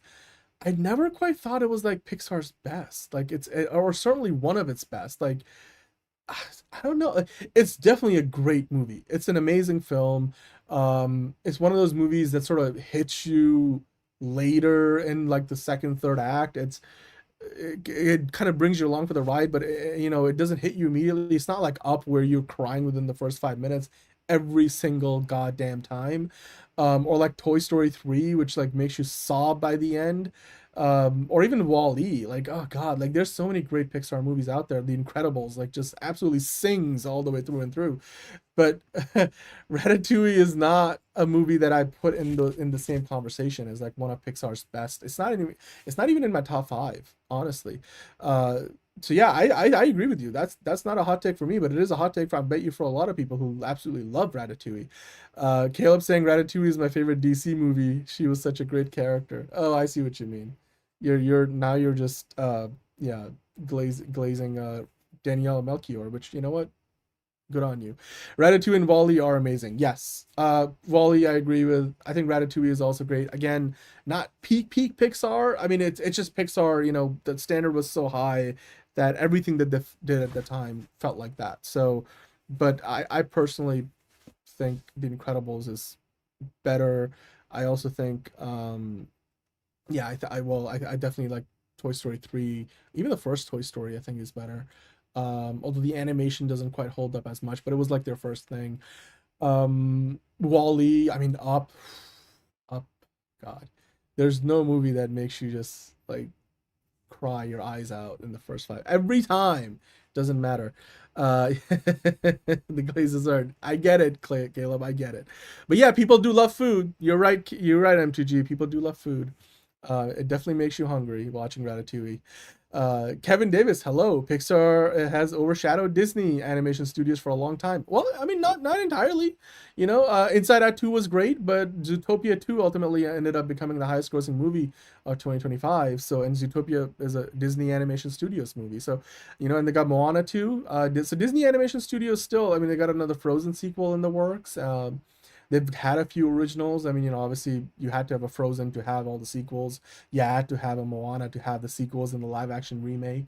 So they're still doing well. But yeah, I mean, Pixar in fact, has been stumbling a little bit in recent years. Even though like Turning Red, amazing movie.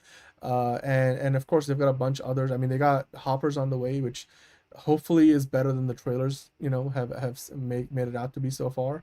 So yeah, Toy Story 5. It looks very interesting. I saw the trailer. I'm genuinely interested in seeing it because it feels like the franchise is going back to its roots in a way that feels very relevant to today. But yeah, it's gonna be interesting to see how all of that turns out. Ratcatcher will return in a Salvation movie. Well, MTG, maybe. I don't know if James Gunn has ever confirmed if Ratcatcher is canon to the DCU or not, but let's move on. Monique had a hot take. I know Monique was in the chat earlier. Not sure if you're still there, Monique, but you were saying it's a crime to serve pasta and sauce. I should say that properly. It is a crime to serve pasta and sauce without finishing cheese. Okay. I hear that. That's a hot take, much like the pasta, I hope. I'm not a huge fan of I tend to moderate my cheese and everything. So if you gave me pasta with sauce with no cheese, I'll probably just eat it just fine. Like, but would I miss the cheese? Sure, if I saw it sitting on the table and didn't have it on the pasta, the sauce, yes, but is it a must-have for me? No. So yeah, I guess it's a hot take, you know? It is a crime. I mean, I guess it depends on how strongly you feel about cheese. I know Fiona would feel very strongly about that. It's like, you gotta have cheese sprinkled on there. So I get it. I get it. Kevin Davis adding in to the Paramount story from earlier. If Paramount does acquire Warner Brothers, very concerned for Hollywood directors isn't going to want to be censored by the Trump. Yeah, exactly. I hear you. I hear you, man. I definitely hear you on that. I think James Cameron's been sort of underplaying that aspect of it, or maybe, you know, and Mark Ruffalo's been calling him out about that too. We'll see. We'll see. I don't want to speculate on the politics of that whole situation right now. Pizza? Yeah, I know. I had to correct myself. Pasta. Thank you, Caleb, for catching that. Movie Spud. Look, there's the thing. A lot of people do like the cheese. MTG likes the cheese. Give me the cheese. You know, cheese on pasta. Like I said, if I was given a plate of hot pasta with sauce on it without any cheese, I would not say no. I wouldn't be like sending it back. Like, I want some cheese on this thing. Like, I can do without it, but there's a lot of people out there, especially if you're Italian, you gotta get your cheese on there, you know. So I hear it. I definitely. It's just for me. I've got, you know, I'm not lactose intolerant, but I feel like I'm on a spectrum of that. So if I eat a lot of cheese, any kind of cheese, especially the more aged the cheese is, the worse, you know, my tummy will get upset. So that's why I sort of like am very careful about it. So I hear you, Monique, but that is a hot take. All right, so now we get to Caleb's hot take. Caleb, of course, you are in the chat, so feel free to defend your hot take if you must. I don't know if you've sent this one in before, but your hot take is that Hook is peak Spielberg, and I'll fight anyone that says it's trash. Well, Caleb, I'm sorry to say, but Hook is mostly trash. I don't know. I'm probably exaggerating a little bit, but Bane is chiming in on the whole pasta situation. You bring me a plate of pasta with no cheese, you get a back break. Okay, I hear you, Bane. All right, so you feel very strongly about that. Good for you. I can't do cottage cheese, blue cheese. I think I might be allergic to movie spud. So I hear, yeah, I hear you.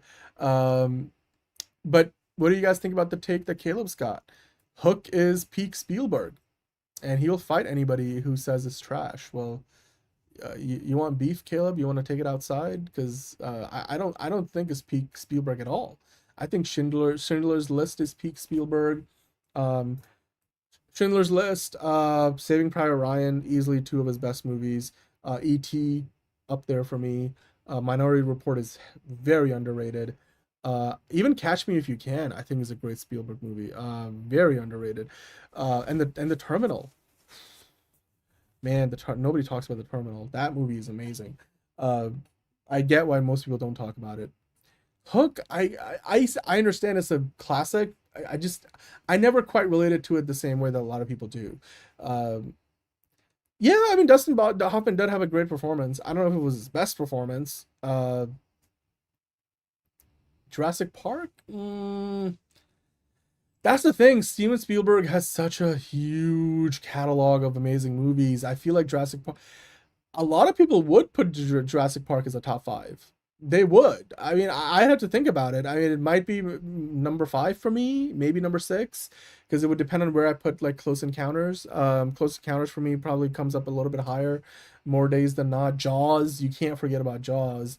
Really, the movie that kind of like gave Spielberg his really big break in Hollywood, despite all the chaos in the production. But yeah, dude, if we ever did a Steven Spielberg movies tier list, you guys have to vote for that sometime.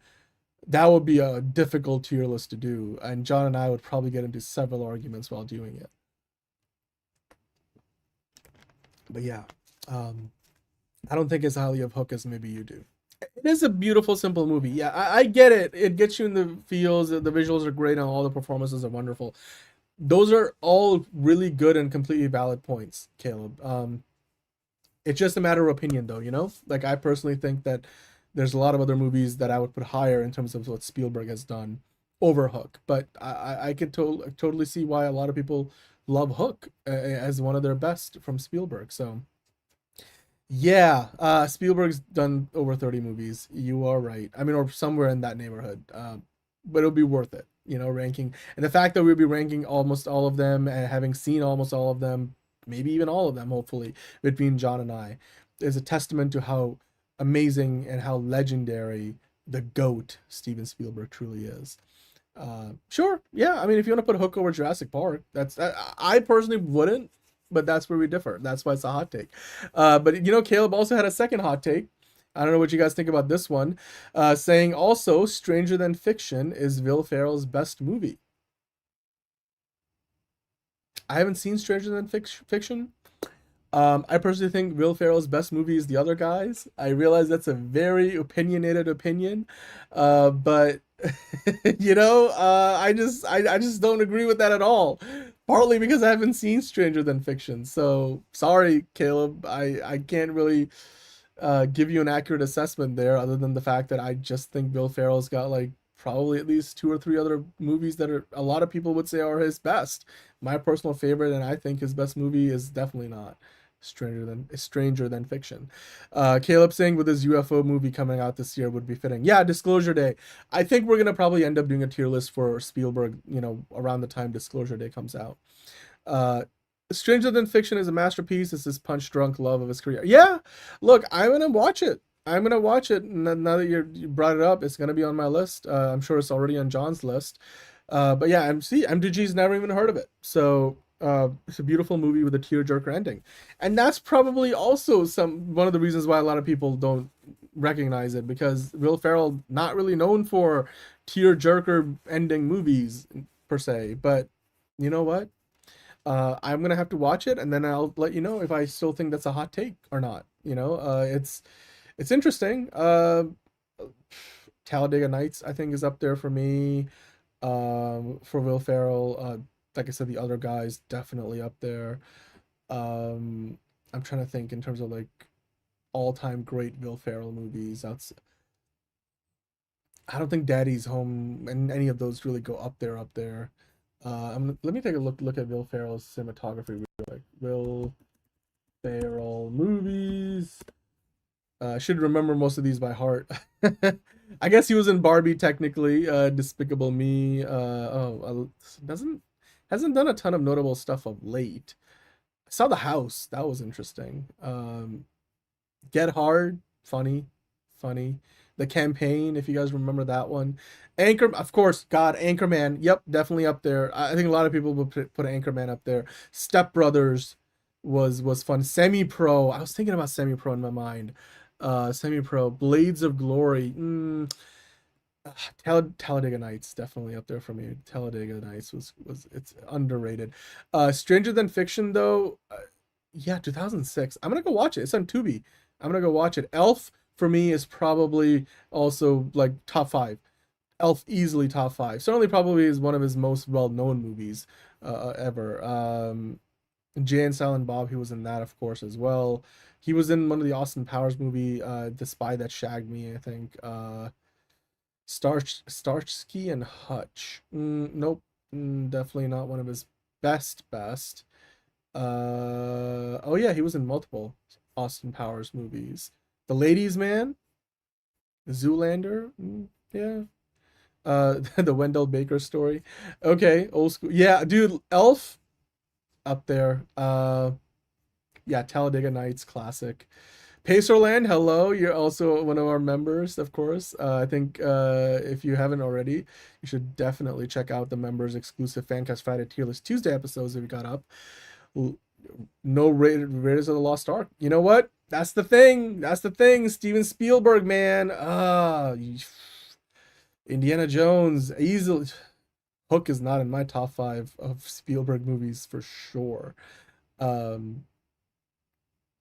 Yeah, he's great in Austin Powers. He is. He's one of my favorites. It gives up Big Fish and Walter Mitty vibes. You know what? On just the fact that it gives Walter Mitty vibes, I'm going to be watching Stranger Than Fiction. And I like that you mentioned that it's like a fantastical drama more than a comedy. That also feels like it's not, especially for 2006, not what a lot of people thought would be, you know, a typical Will Ferrell movie. So yeah, Bewitched was older. Ooh, we're getting back there now in time. My personal favorite movie with Will Ferrell is The Other Guys. I always, will be The Other Guys. It's just a personal favorite of mine. Talladega Nights is up there, like I said. Anchorman, Anchorman 2 not so much, but the first Anchorman for sure. And yeah, I mean, outside of that, he's got a lot of, supporting roles and stuff. That have been great and fun. Bewitched, definitely. I mean, 2005, right around the same time the Stranger Than Fiction came out. So Jurassic Park 1 is one of the greatest cinematic achievements ever. The rest are gutter trash. Okay, well, M2G getting in on that hot take from Caleb. Yeah, dude, that's the thing about Spielberg. It's you could really like and even love Hook, but there's no denying, like, Jaws, Raiders of the Lost Ark, Jurassic Park, Close Encounters, E.T., we haven't even talked about Schindler's List, Saving Private Ryan Report, War of the Worlds. Holy shit. I'm sure Disclosure Day is going to end up in that list somehow too, but his version of the West Side Story as well. Oh god, it's Spielberg does not miss. Holy shit. Spielberg does not miss. Okay, Caleb, I you've convinced me to go watch Stranger Than Fiction, and the fact it's on Tubi and it's free to watch, I'm gonna watch it. Love Night of the Night of the Roxbury, of course. I also love the sketches on SNL. Love it so much. Okay, all right. Well, you know what? That's gonna do. Fablemans. That's another great shout. Another recent Spielberg movie. I haven't seen it all the way through, but that dude, it deserved all the praise that it got. The part of the movie that I've seen. It's great work. Again, it's semi-autobiographical as well because it's based on Spielberg's own life story growing up and how his parents, his mom introduced him to the world of the movies. Brilliant film if you haven't checked it out. But yeah, all right, let's keep on rolling because that is all we got for the hot take debate today. Thanks for sending in those hot takes. Any of the ones that I didn't get to feature, I'll make sure we bring those in for the next episode of Hot Take Debate. Maybe if there's enough there, which the post is still up in the community post section on YouTube, so go check it out, and then we'll bring in more maybe on tomorrow's show or maybe on Friday's show. We'll see. But right now, while my kittens are having the zoomies, if you hear them running around in the background, it's time for the quick hits, everybody. So let's dive into the quick hits, shall we?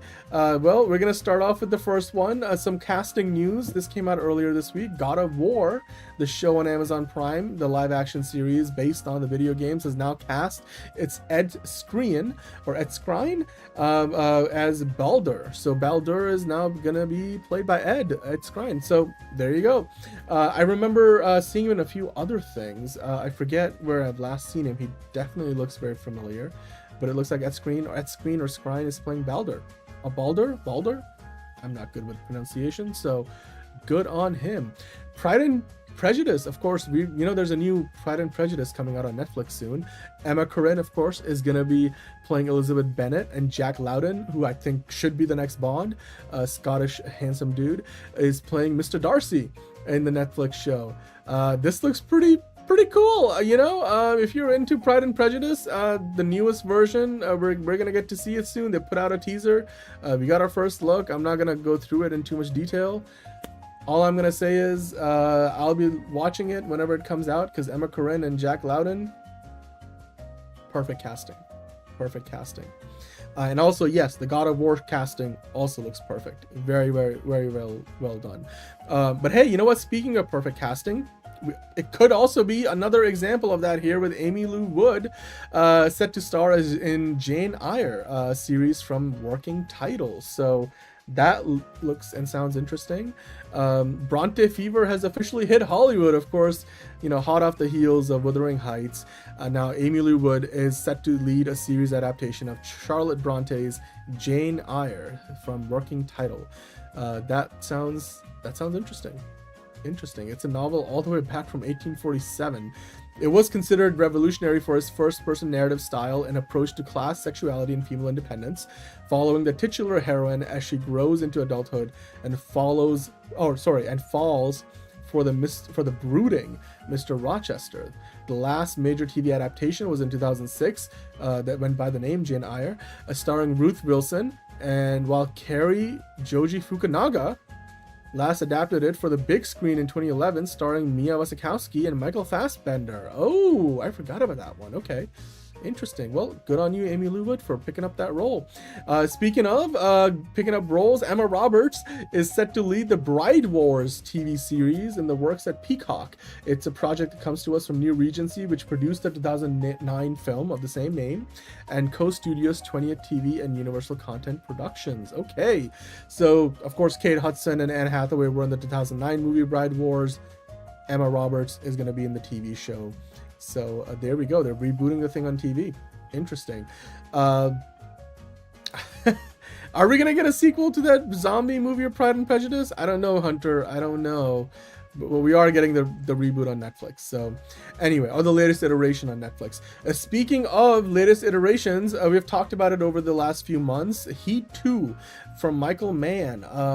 First it was at Warner Brothers. They couldn't figure out a deal, so it went over to I think it's United Artists, which is part of MGM, Amazon MGM, and they picked up the movie. The budget went down from about 200 million to 170 million. We know Leonardo DiCaprio is going to be in the movie, but now Christian Bale has confirmed that he is officially joining the movie because he's going to be shooting it soon in Chicago, which according to the World of Real, well, Michael Mann is not only assembling an A-list cast, but he's also assembled an A-list set of locations, because they'll be filming across Chicago, LA, Vegas, Singapore, and even the jungles of South America. Well, it looks like they're going to be putting that $170 million budget to good use. So we'll see. Bale and DiCaprio, Heat 2 sounds fun. Looking forward to it. Michael Mann. Hopefully it's not a total disaster, but we'll see. All right, this next quick hit does not want to load. Let me see if I can get that to reload. What are you guys saying in the chat? Let's see. Well, the next quick hit that I was going to talk about was basically HBO Max acquiring a Japanese period drama, Song of the Samurai. And even gave it a release date. I'm interested in that for sure. That looks very, very interesting. Speaking of like my love for Shogun, this is right in that alley. But let's move on to the next quick hit after that, because of course we've got more news around One Battle After Another, which has been winning a lot of the Best Picture awards leading up to the Oscars. And well, right now we just got the verdict from the Vancouver Film Critics Circle, who named One Battle After Another the best film of 2025. Ryan Coogler also picked up the Best Director and Best Screenplay awards for his slick vampire film Sinners, another Oscars frontrunner. So yeah, Warner Brothers just having a field day at the award season. Sinners and One Battle After Another. So another one for PTA here. Let's keep on going with the quick hits. The next one, movie reviews from creators are apparently more impactful than professional reviews. I buy it, yeah, because it's like nowadays there's a reason why the creator economy is booming, because when people watch creators like such as, I guess this channel would count as one, we sort of hang out all the time. There's a more intimate sense of connection and relationship. We hang out, we talk about movies and our shared joy for films. It's you kind of like know creators more if you follow creators, you know, whether it's you guys watching, say, myself and John and such, or other channels that, you know, talk about movies and do movie reviews.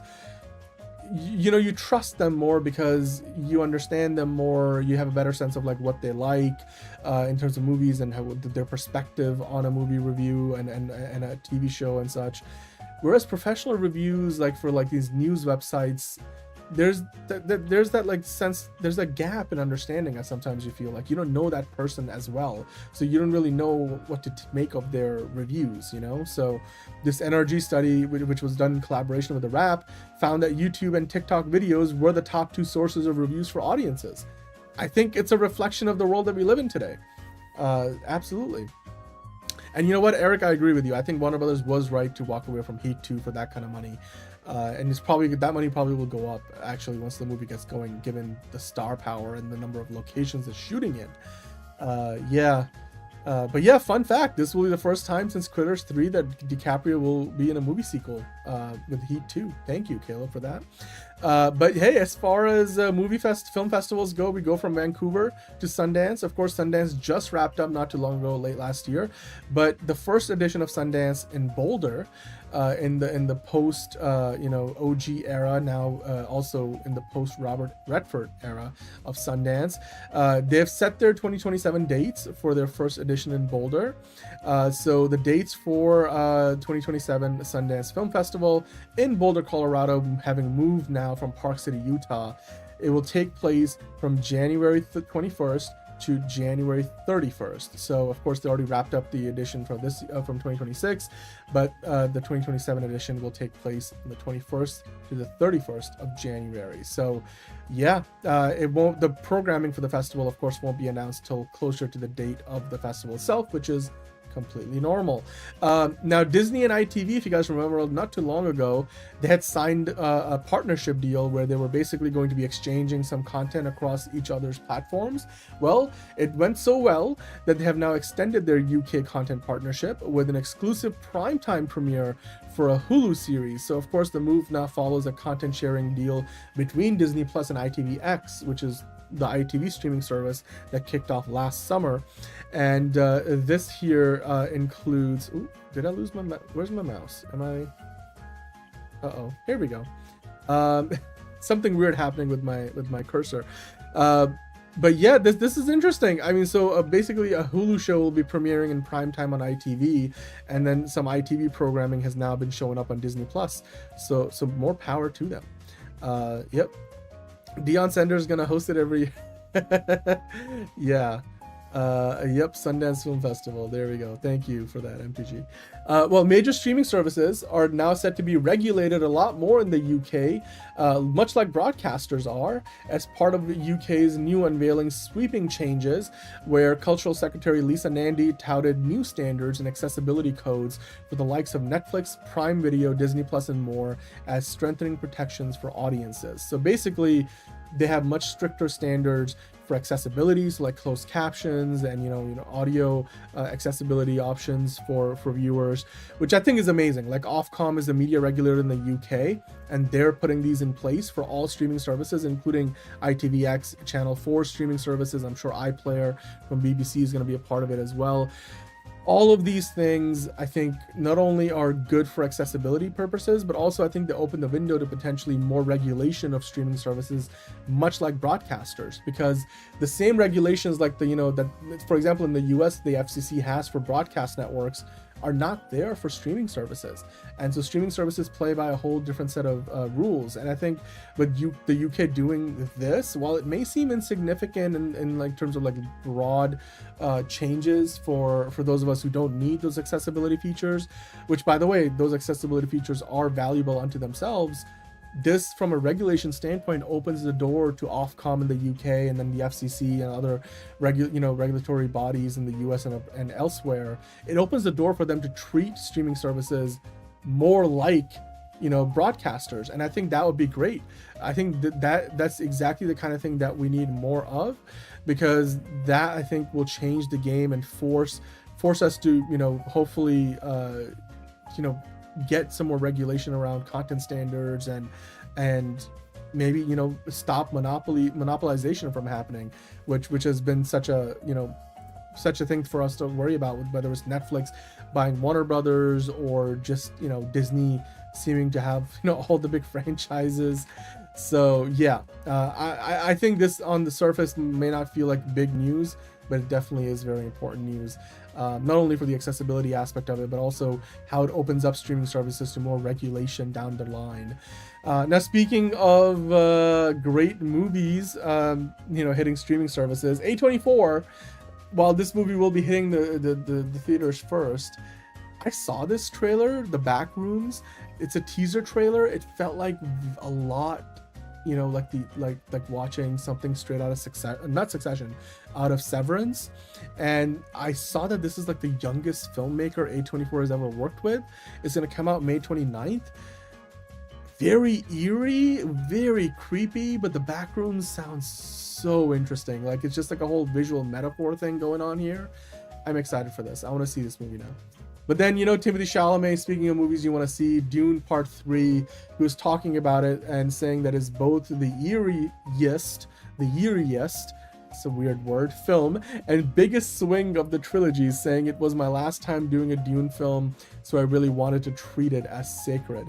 Well, it looks like that tells us a lot about where we're gonna, you know, where we're not gonna see him, which is, you know, not Dune 4, because if you know about the books, the story kind of moves past Timothée Chalamet's character. There's a big time jump, I think.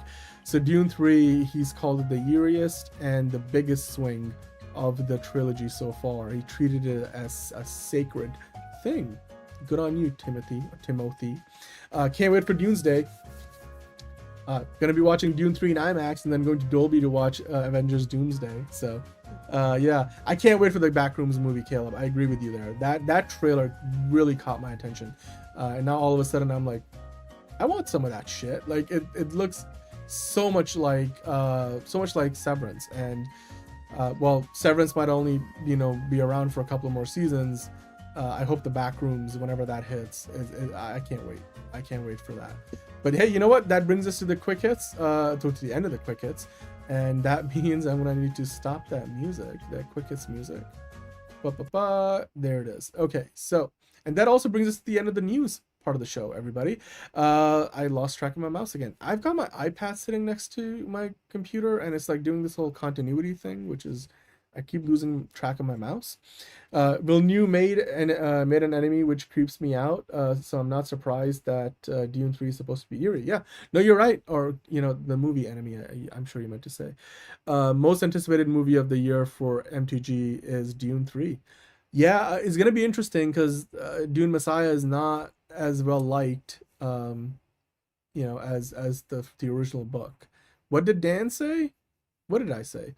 Do you know the concept of the Backrooms? I don't, Caleb. That's why the trailer is so intriguing, because that's the only thing I know about the Backrooms is that teaser trailer, and it just gave me Severance vibes, and I love it. I definitely love it. So, I mean, maybe I want to go in blind. Should I go in blind, or should I look this up, Caleb? You got to inform me a little bit more. Yeah, I do hope Denis Villeneuve takes several liberties with Dune Messiah or Dune Part 3, because, yeah, they need to change a few things up. Oh, what did James Gunn say? Right, we'll get into that. I'm sure we'll get into that. Speaking of which, everybody, it's that time.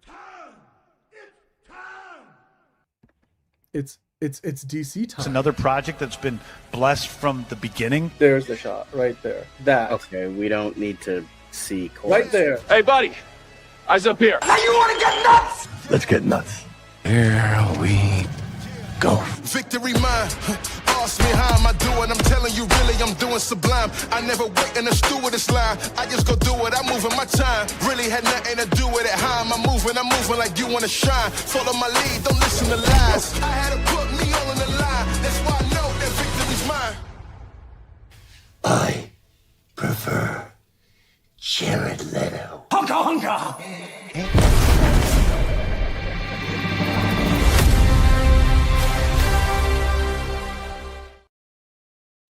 Honka honka indeed. Welcome on into another episode of DCU Daily. It's time to get into DC news proper. And as always, of course, I am your host, Dan, or Danielle. But yeah, we're going to get into some DC news today. There are some interesting pieces of DC content to talk about. Although, you know, it's not going to be a ton of news because we're in a little bit of a lull. Ooh, my throat's getting dry. Talking here for 2 hours. But yeah, we'll talk about Batman for sure. I'm Batman? I'm Batman? I don't know. Am I I'm not Batman. Are you Batman, MTG? You tell me. I will always love the Tim Burton Batman. Yeah, I will too. It's the one that the first one that I saw, the one that I grew up with. And, of course, then you had the Val Kilmer one. And then, I still will always say that the George Clooney Batman and Robin is so bad it's good. But yeah, and then Christian Bale is my favorite, Batman movies. Well, the Dark Knight trilogy is my favorite set of Batman movies. But Ben Affleck also did an amazing job in the role. Probably the best, psychologically in terms of his understanding of Bruce Wayne and Batman, and like really understanding that Bruce Wayne is the mask and Batman is the real, person. Great job there. And then Robert Pattinson, of course, also. But you know what? We'll probably be getting a very different, or we'll see, I guess, Batman in the DCU, and we'll talk about that in a little bit. But before we get that far, let's dive into some other DC news. And the very first thing I wanted to get into here, of course, you know how Zack Snyder has been posting about all these different, DCEU projects that he directed once upon a time.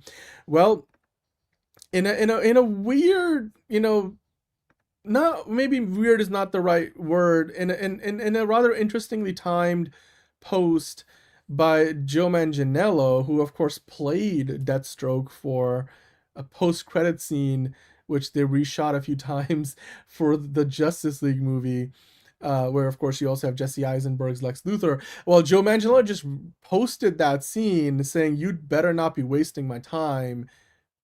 Ellipses, hashtag Deathstroke, hashtag Zack Snyder." I am now straight up wondering if there's more to Zack Snyder posting about all those DCEU projects. Like, is there something else going on? Are we gonna get that Batfleck movie after all?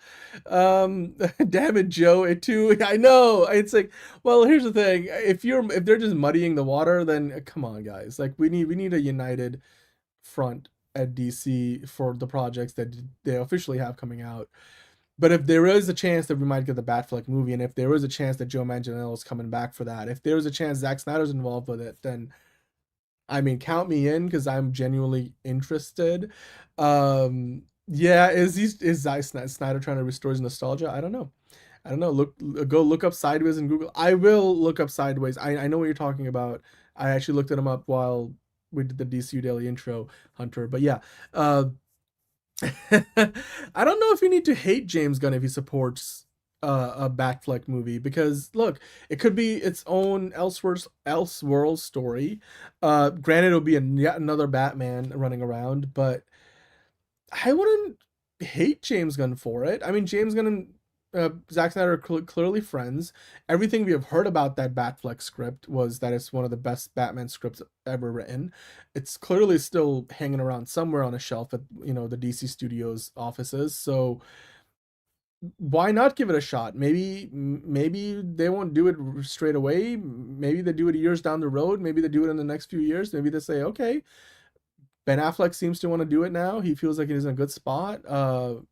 I think he was supposed to direct it as well, so I don't know how Zack Snyder would be connected to it. So that's the part about this little Joe Manganiello post that's a little weird.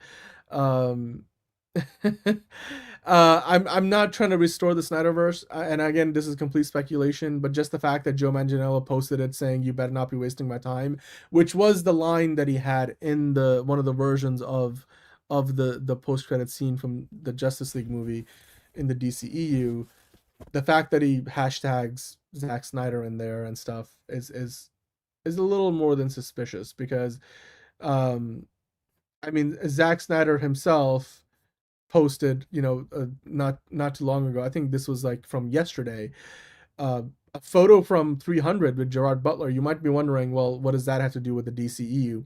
Well, in the post, Zack Snyder said, "March is close. It's where my story begins, birthday month, and somehow the month where so many of my films found their way into the world. 300, Dawn of the Dead, Watchmen, Sucker Punch, Batman v Superman." So again, circumstantial at best, but Yeah, I don't know. Like maybe this is just all pie in the sky, and it's most likely is all, just that. But between Zack Snyder posting all those DC things and still kind of talking about it quite a bit more often than a lot of people would like to have him do. Uh, Watchmen, I also agree, was pretty good. I think he did a good job. Yeah, the Deathstroke. As Joe mentioned, that was Deathstroke. I wanted to see that. Like, I wanted to see that Deathstroke run up against Ben Affleck's Batman. So I don't think it's a matter of do we really need a Batfleck movie, because we don't really need any movie per se. Movies aren't like a thing that you need to live by.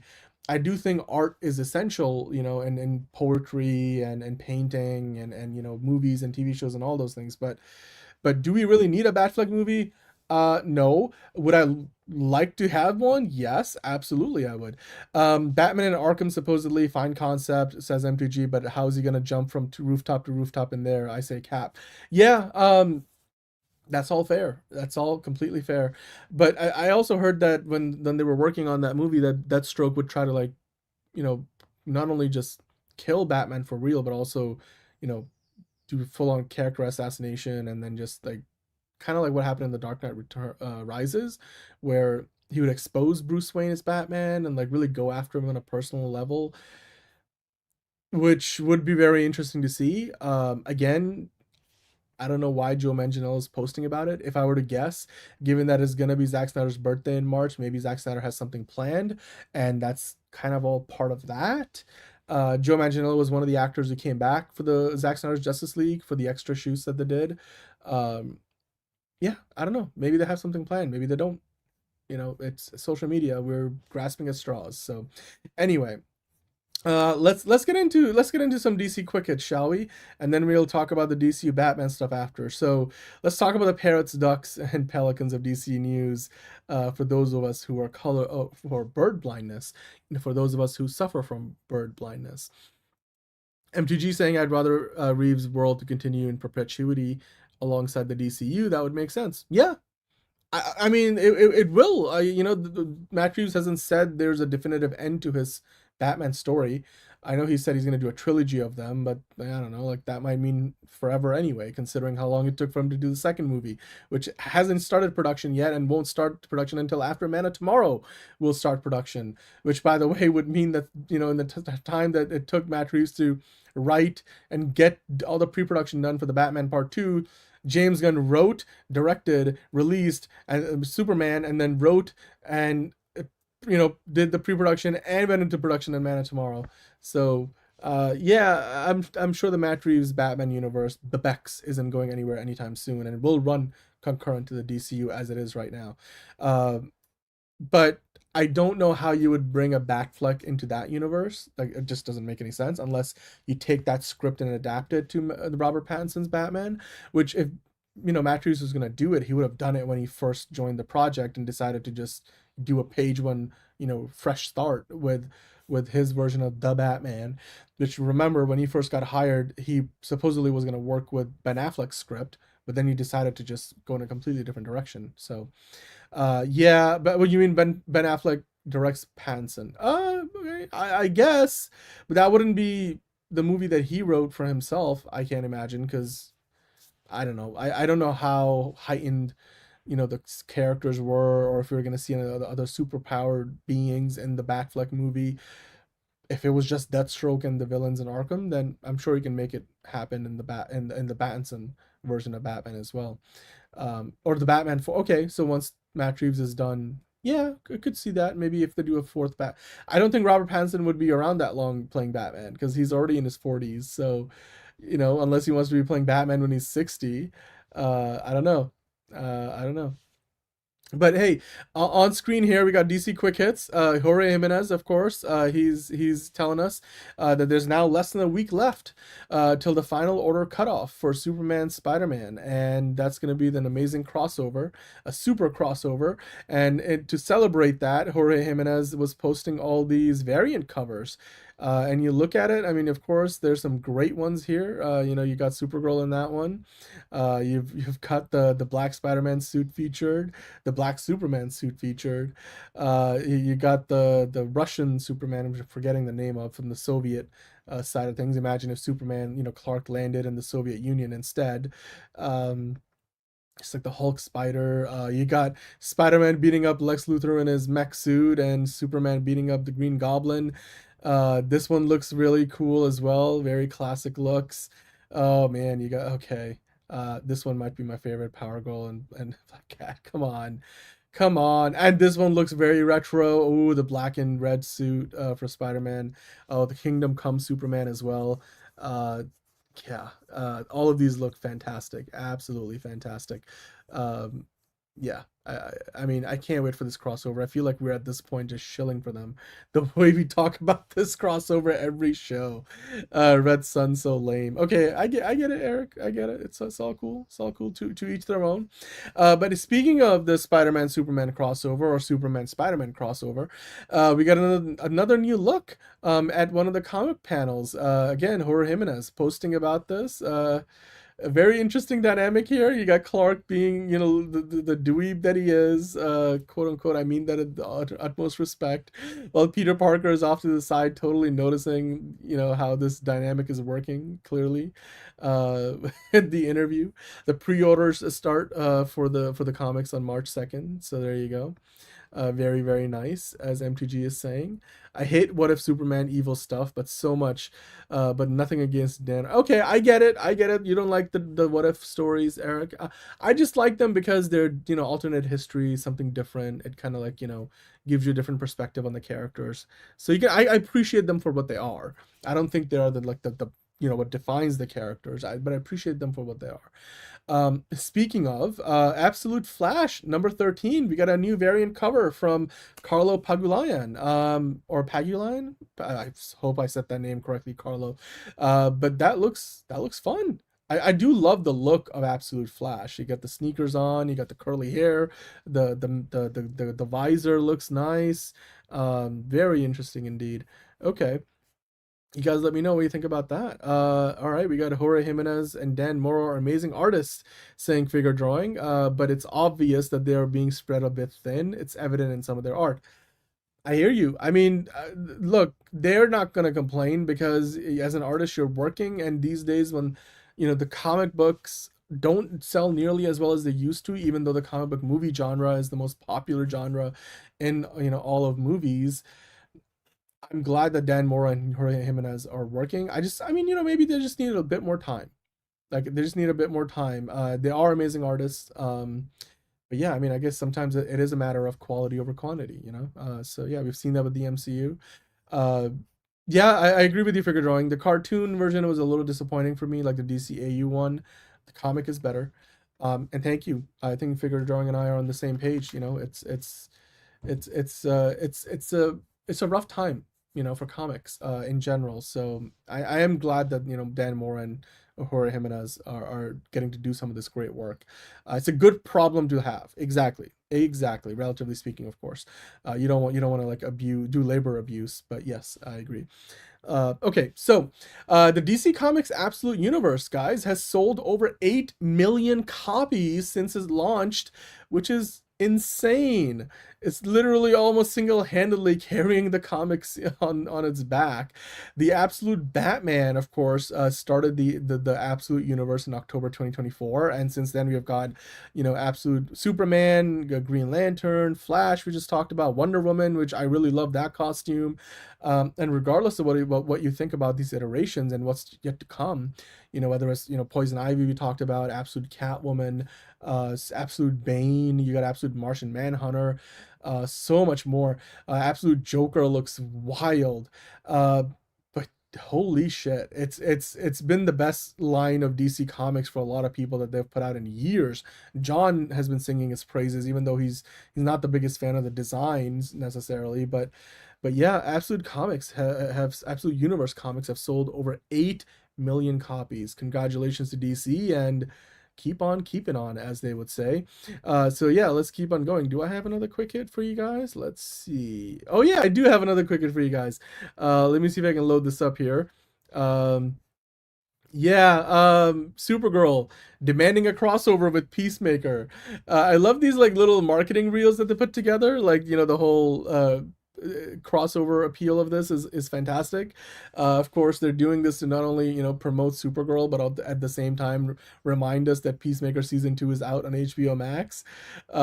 And definitely Peacemaker is a character that I bet Kara Zor-El can relate to a whole hell of a lot more than Clark Kent, given their, you know, fractured past and their traumatic past. She thinks she's probably partied with that four-eyed alien before. She loves herself some Foxy Shazam. Cool. Why was she not invited to the 11th Street Gang party? Don't know. But after seeing this, I definitely would call for a crossover between Peacemaker and Supergirl. I'm sure we're going to get to see them cross paths, you know, whenever we get to see Peacemaker next time on Planet Salvation. All good, Enterprising, no worries. It's okay if you're late. Just be kind and rewind. We have been on for a couple of hours now, 2.5 hours to be exact. But yeah, great marketing, great viral marketing, and it is also hilarious. Figure Drawing saying, on a corollary to Absolute Comics, it would be very interesting if DC leaned into Elseworlds movies more. The Batman movie is arguably proof of concept. Yeah, no, I absolutely agree with you. I mean, they've announced the Elseworlds label, and the Batman Part 2 will have that on there. But beyond the Batman, you know, epic crime saga, we don't really have any other, you know, Elseworlds stories currently ongoing. You know, Joker Folie à Deux didn't really count because it predated DC Studios. It was technically a Warner Brothers Pictures release. And, you know, famously, James Gunn and Peter Safran really didn't have any, you know, power to provide even notes, or certainly none of the notes that Todd Phillips actually took. So I want to see more of that. I mean, even if James Mangold wants to do his Swamp Thing movie as a standalone thing, like you suggested before, let him do it. It doesn't need to be a part of the DCU. I know the Clayface is going to be a part of the DCU continuity, and the Mr. Miracle as well, but those could have been Elseworld stories. I would love to see a Red Sun Superman story as done really well. I think there's a lot of great commentary to be had there in a live action scenario. But yeah, I absolutely agree with you. There's so many other examples of that. I mean, if they ever let Zack Snyder do The Dark Knight Returns, you know, like that would be an Elseworld story. Peacemaker definitely needs to have a talk with Superman. That would be interesting, right, Caleb? Especially because Superman and Clark would want to be talking to Peacemaker about his TV appearance and all he was talking about in Superman, besmirching Superman's good name. Elseworlds, I don't know, Elseworlds. That would be, there's so many storytelling opportunities, and I think James Gunn, the fact that he's been open to that idea, that film label is now a thing. Once the Batman Part 2 comes out and we see the Elseworlds logo and branding around it, I think we're probably going to find out. And to me, this is me speculating, but if I was a betting man, I would say that by 2030 we would have had at least one or two other Elseworld projects in the works. I think Dynamic Duo might even be Elseworlds technically, because it's not really a DCU thing. So that's actually already happening. And then if Constantine 2, like you're saying, Enterprising, actually gets greenlit, which Keanu Reeves would have you believe is getting closer and closer, that would also be an Elseworlds story. So yeah, I would love to see it. I do agree, Eric, though, that it's probably too early for Absolute projects to be adapted. But like I said, you don't need to do a direct adaptation. Like literally the Wonder Woman costume is right there. Like I would love to see that be the Wonder Woman of the DCU. As far as just doing a more faithful adaptation to the Absolute comics, yeah, it's probably too early. Although again, like Marvel did the Civil War movie not too long after the comics. I know there's like multiple editions of Civil War in the comics, but yeah, I wouldn't mind seeing it happen in the next 5 to 10 years. You know, like maybe it's a strike, iron while it's hot kind of a situation. Yeah, the Nightfall thing from 1994. Yeah, it took long enough, but I don't think there's any rule against the idea of making, adapting the Absolute movies or comics into movies. Just because they're too recent. But I understand what you mean. Superman is jealous because Peacemaker is more jacked than he is. I know, right? I know that's really what Peacemaker thinks. I don't know. Maybe after the latest season of Peacemaker, Chris Smith might think differently because he's been humbled a few times.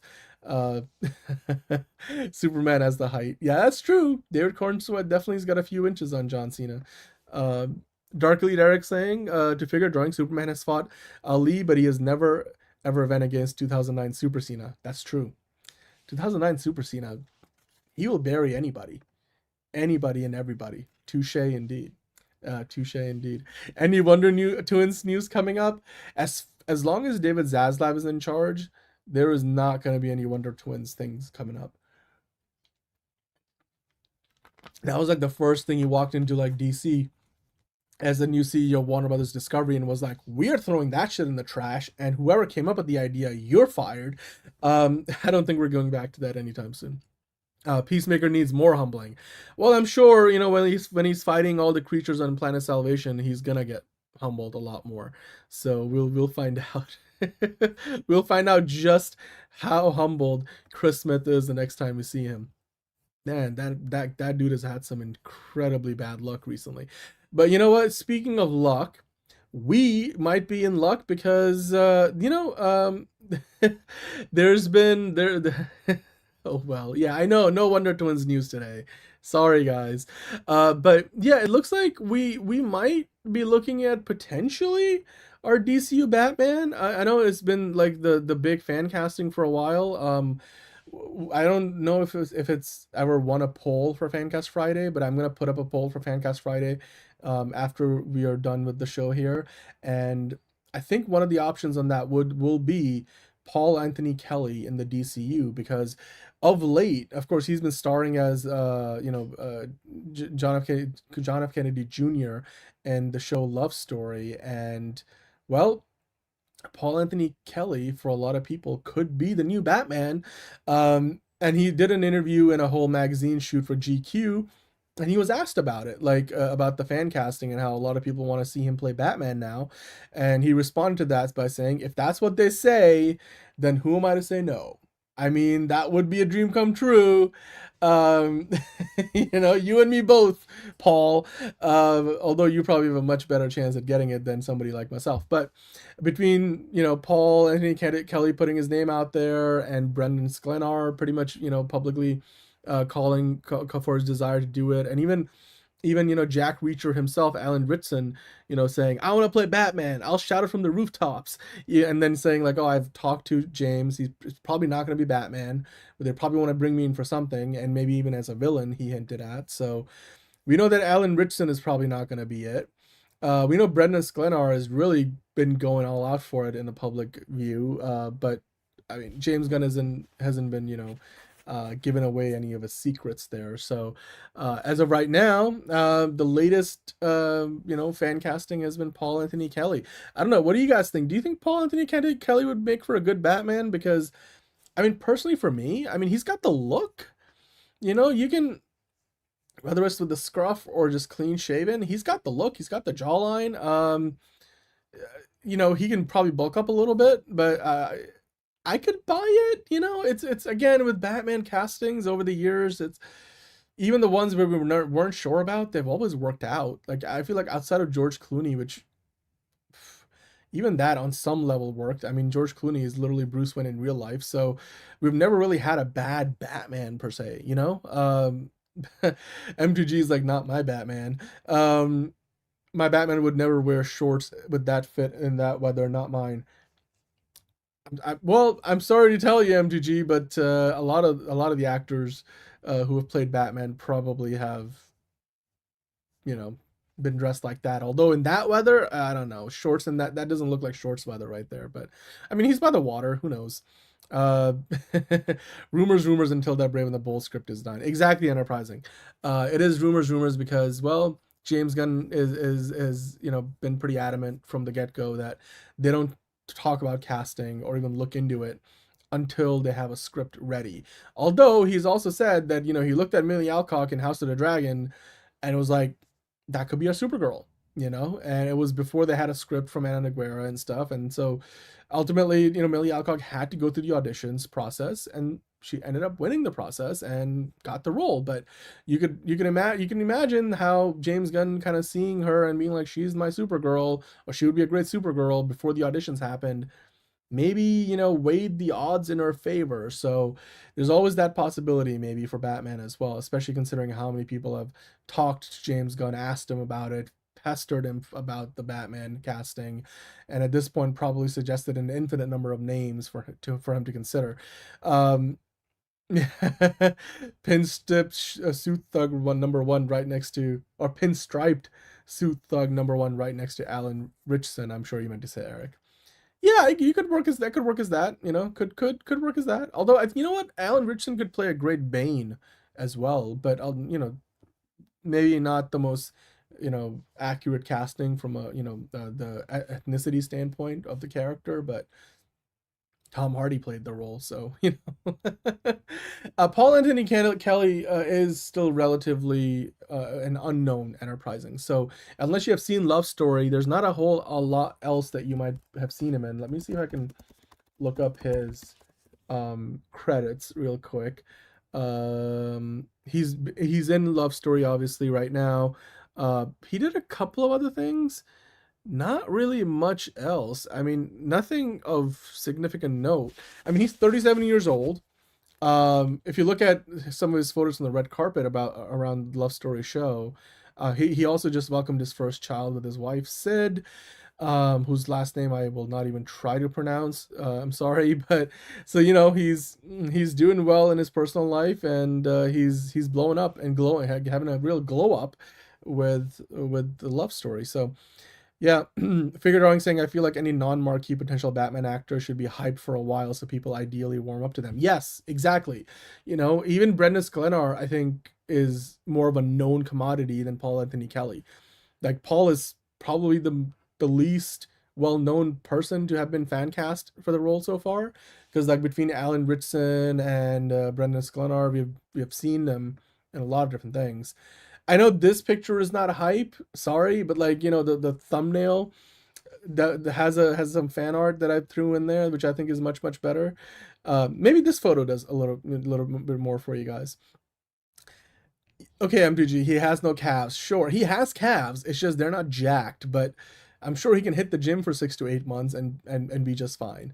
You know, like that's what they all do. Do you think Robert Pattinson walks around jacked for playing Batman, or do you think, you know, Ben Affleck was in his Batman shape, you know, for every day, week of the, you know, month of the year, outside of playing the role? It's, you know, they all go up and down. It's 6 to 8 months in the gym. I think he can bulk up. Enterprising saying, I think I would be like a Latino actor for Bane if they use him again in live action. I agree with you. I think that, you know, just kind of matching the ethnicity of the character from the comics, but I'm just thinking, like, what else could Alan Ritchson play, which could be a, you know, antagonistic character? Bane comes to mind, considering, like, how huge Alan Ritchson is. You can also then work around the limitations of Alan Ritchson as an actor, which, does he have like a new thing on Netflix? There's like a military sci-fi thing.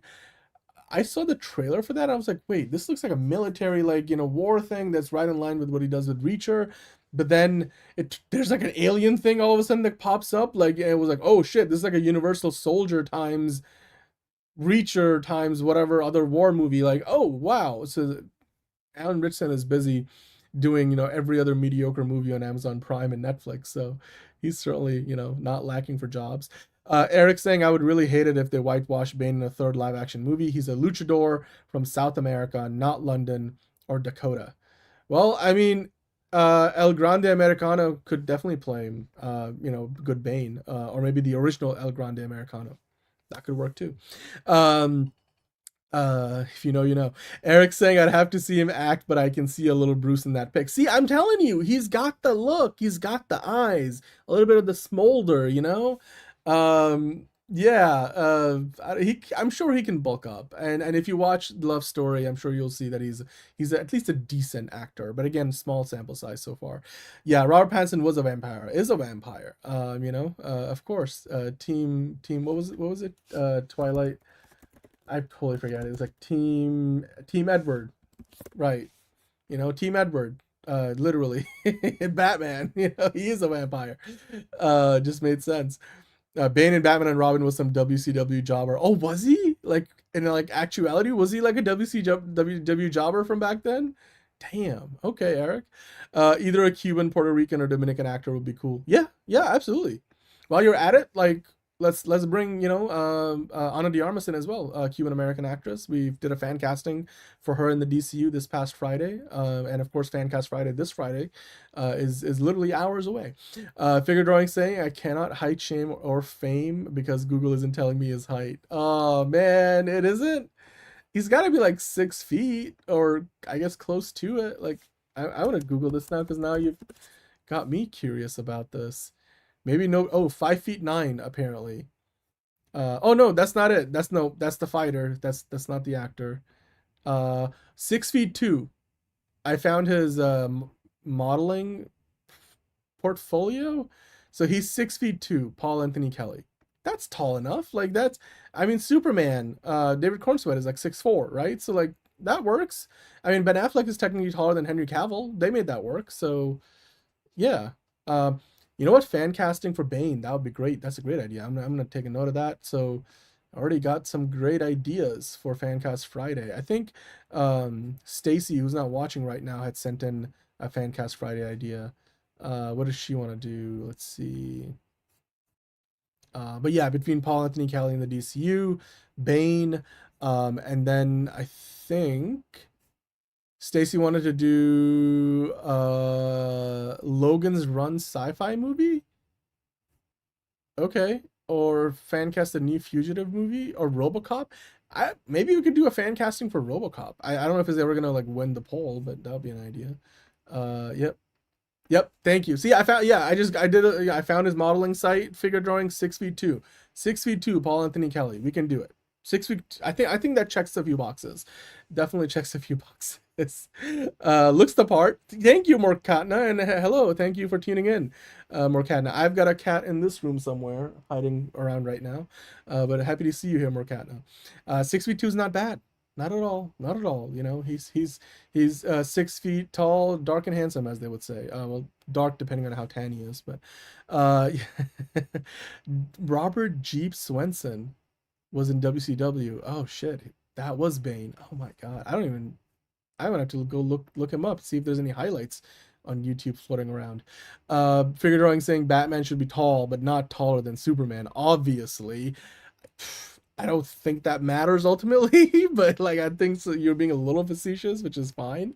Though, like I said, I mean, Henry Cavill technically, well, Ben Affleck is a few inches on Henry Cavill in height, and David Cornsweet would still be, taller than Paul Anthony Kelly, like by a few inches. So that works out.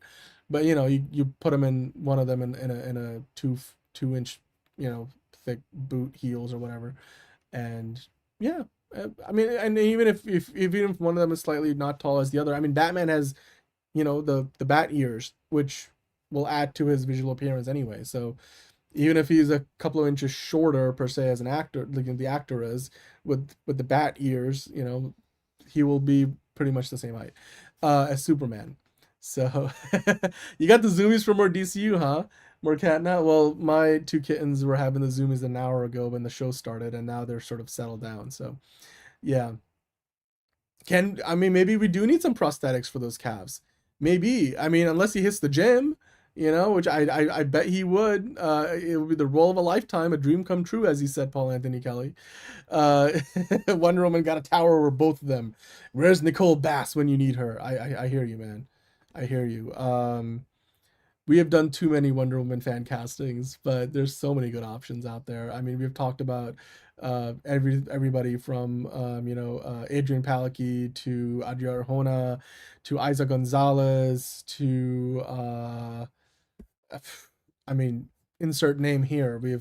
I feel like we've done 10 different Wonder Woman fan castings over the past few. Elizabeth Debicki, she's 6 feet something. She would definitely could bulk up. She's already been in a James Gunn, a couple of James Gunn movies, so I wouldn't mind seeing her, reunite with James Gunn on the big screen. So yeah. And implement a pants only policy. Yeah.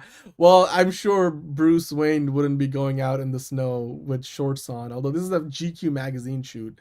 But you know what? If Batman is doing it, then are you gonna tell Batman that you shouldn't be wearing shorts out in the cold? Because I wouldn't be the one telling him that. You know what? Rhea Ripley could play a great Wonder Woman. I think that could work too. I just don't think she's probably a very good actor. But all the heroes actors hit the gym before the shoot. I think Henry Cavill swallowed a gym. Yeah, Henry Cavill swallowed a gym and then just ate it dry because he needed to dehydrate himself to get all the abs, so it's fine. But he's not the only one, which is where I do appreciate that, James Gunn didn't feel the need for us to see, a shirtless David Cornsweet, unless I'm missing something. No, there was no shirtless Cornsweet in the movie, right? Yeah, I don't think there was. Anyway, Anthony, hello Anthony, saying, Dan, we forget Batman's a ninja, so he doesn't necessarily need to be muscle bound. Exactly. Don't tell me, man. Tell M2G. He's the one who wants a pants only policy, or who said the prosthetics for calves comment? Was that Eric? Like a couple of you guys are just going all in on poor Anthony Kelly here. He's a bulky boy. Rhea Ripley can't even play Rhea Ripley. Oh, come on, let's not be mean. Yeah, Elizabeth Debicki is very tall. I believe she's like 6 feet something. Let me take a look quickly. She's 6 feet 2. Boom, there you go. Paul Anthony Kelly, 6 feet 2. Meet Elizabeth Debicki, 6 feet 2. Completely. And then Superman still 6 feet 4 with David Cornsweet. So yeah, how dare us call out Batman's calves and all. Yeah. This is good fun. No, I didn't body shame. You didn't body shame the guy? Come on, you do. Somebody, did you delete that comment? Yeah, okay, M2G was saying, guess we can get some prosthetics for those calves. Yeah. See? Okay, so Eric didn't do it, but it was M2G, but okay. Hey, Jord Co? Well, hello.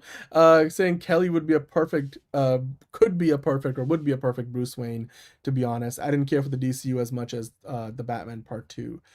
I hear you. I mean, the DCU so far has just been like Superman, Peacemaker Season 2, and if you happen to have watched the first season of Creature Commandos, there's not really been a ton, and especially from the Gotham side of the DCU, we have not gotten anything, and we won't be getting anything until Clayface, unless we get some kind of cameo from a character from Gotham City in Lanterns, which comes out before Clayface. But yeah, I think he could play a great Bruce Wayne. He's got the look for it. If you watch the Love Story show where he's playing JFK Jr., I mean, come on.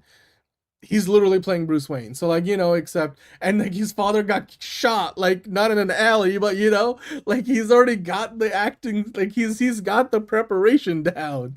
I didn't even realize that until just this moment. I mean, he's already playing the psyche. You just now you get to let all that, anger out and direct it towards justice on the criminals of Gotham City. So, yeah. I know look, Anthony, yes, a lot of actors do wrestlers do basically act in their roles. So, but there's a difference between doing that and, playing a role where, it's a dramatic role in a feature film, certainly a big feature film like in the DCU. So yeah, John Cena has had to work on his acting. He's done a lot of work. He's improved tremendously over the last couple of decades. You look at his some of his first movies like The Marine, all the way to what he does now with Peacemaker and stuff. He leaps and bounds, and even The Rock has improved over the years. So yeah, there's levels to this game, I guess I'm trying to say. Yeah, the absolute Batman physique I don't think it's meant to be realistic, enterprising. Front lobby greeter. Okay, MTG, fair enough. My heightism is bad, but calfism? Come on, calfism? I meant my needlessly judgy match. Well, figure drawing, I hope you and M2G spend the rest of your life together happily ever after. Morkatna saying, just saw an interview of Paul, and man, now I can't see anyone else as Bruce Wayne / Batman. He looks fantastic. I know. I've only got these 2 photos up right now, but you guys definitely look up Paul Anthony Kelly. He's been doing a lot more press recently about Love Story, which is really the only thing that he's really known for. He's done some other stuff, but most of it is not very big.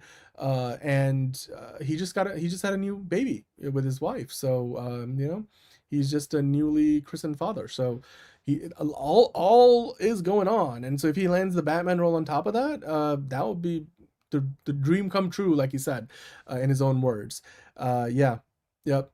Yeah, you're right. We've only had some mentions, Eric, of Gotham. We haven't really seen Gotham yet. Although we did look at behind, the set photos for Clayface, so we do have some idea what Gotham's going to look like in Clayface and in the DCU at large.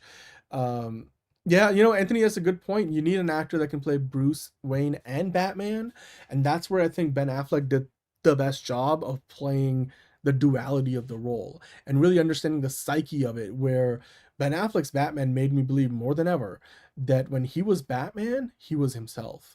And when he was Bruce Wayne, that's when he had the mask on. And that understanding, I don't think really any other actor has quite nailed it. And not like every iteration was trying to nail that dynamic.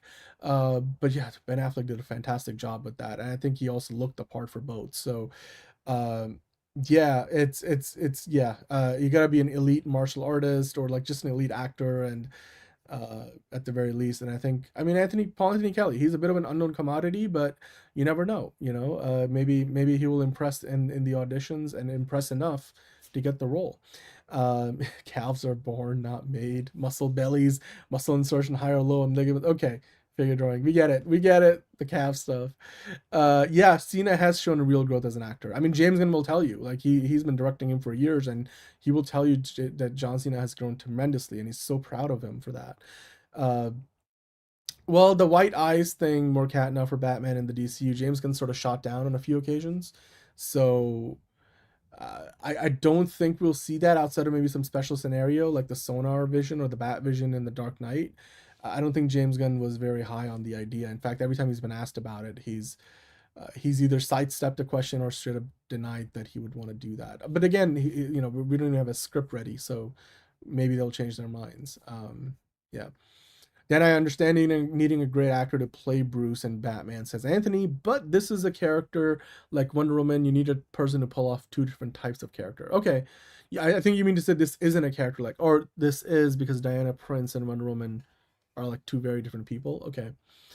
I hear you. And that's why I think you need an actor that's just very, very, diverse and incredibly talented.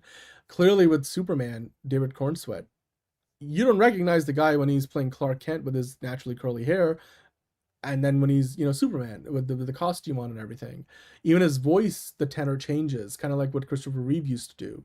So but then again, David Cornsweet was a relatively unknown commodity when he got the role of Superman. So I don't think we need a huge extended resume to find the proof. I think as long as like James Gunn and co, whoever's going to cast the Batman ultimately, as long as they're happy with it, then I think we'll be in good shape. Because so far James Gunn hasn't missed on his casting at all. So, by the way, I do think enterprising that Gotham will be gothic enough, based on the Clayface photos at least that we saw.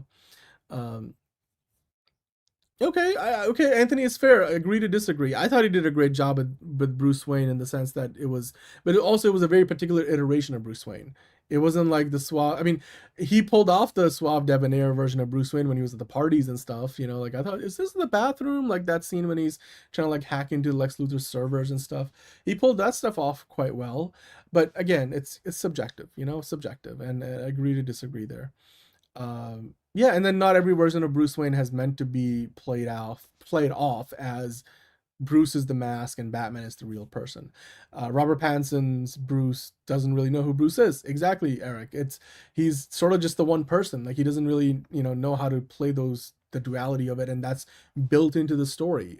But I think once Robert Pattinson's Bruce Wayne becomes more polished, like he starts to realize, because even in the Dark Knight trilogy, the Michael Caine's Alfred would tell him early on to Christian Bale's Bruce Wayne that you got to go out to parties. You're a vain. You got to keep up appearances. You got to really, you can't just be, completely recluse and missing from the Gotham, social elite. Like you have to go and do that stuff.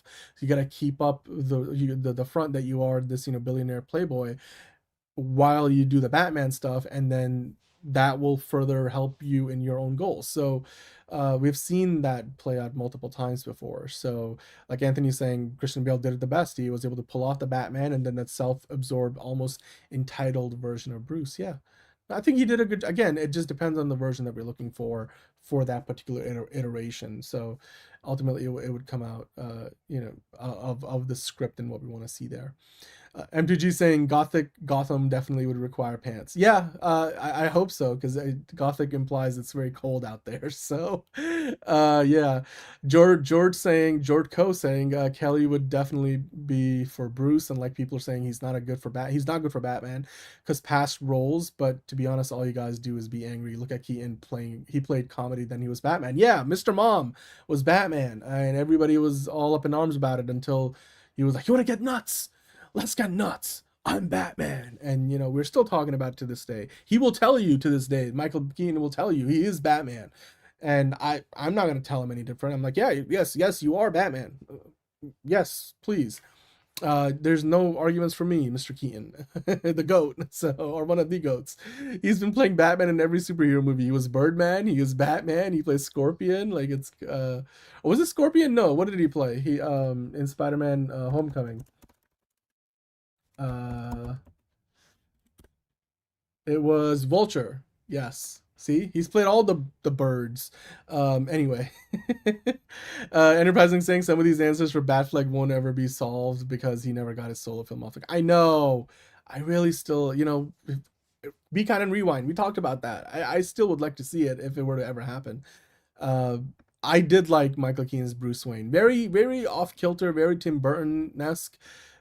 But I know John doesn't like it, but I did. I love Michael Keaton's Batman. I mean, I'm also biased. I grew up on it. So Ben was an excellent version of both, in my opinion. Yeah, I agree with you, MTG. I completely agree with you. I think he did a great job. He was probably the best part of Batman v Superman, honestly. So I really do wish we got to see his own version of a solo Batman movie. Okay, well, Anthony, I hear you about this Batman is a little bit older, has a 10-year-old son, maybe in his, maybe a teenage son, and Damian Wayne. So yeah, you would have a more well-established Bruce Wayne personality go to boot. But then again, James Gunn has said that they've done some rewrites and maybe some change. A few things have changed. So I don't know. I don't know if that's exactly the version we're gonna get. There's no guarantee we're still going to get Damian Wayne. James Gunn hasn't really been all too committed to that idea the last few times he's been asked about it. So, but as long as that is still where we're going, then yes, I understand. You want to have a Bruce Wayne that can pull off the playboy aspect of the character. Eric saying his Vulture had a taste of Joker in the scene. He's alone in the dude. Eric, I'm telling you that scene in Spider-Man Homecoming in the car when Peter finds out that Adrian Toomes is Vulture, I was like, fuck, that's the one part of the movie where the whole thing comes to life.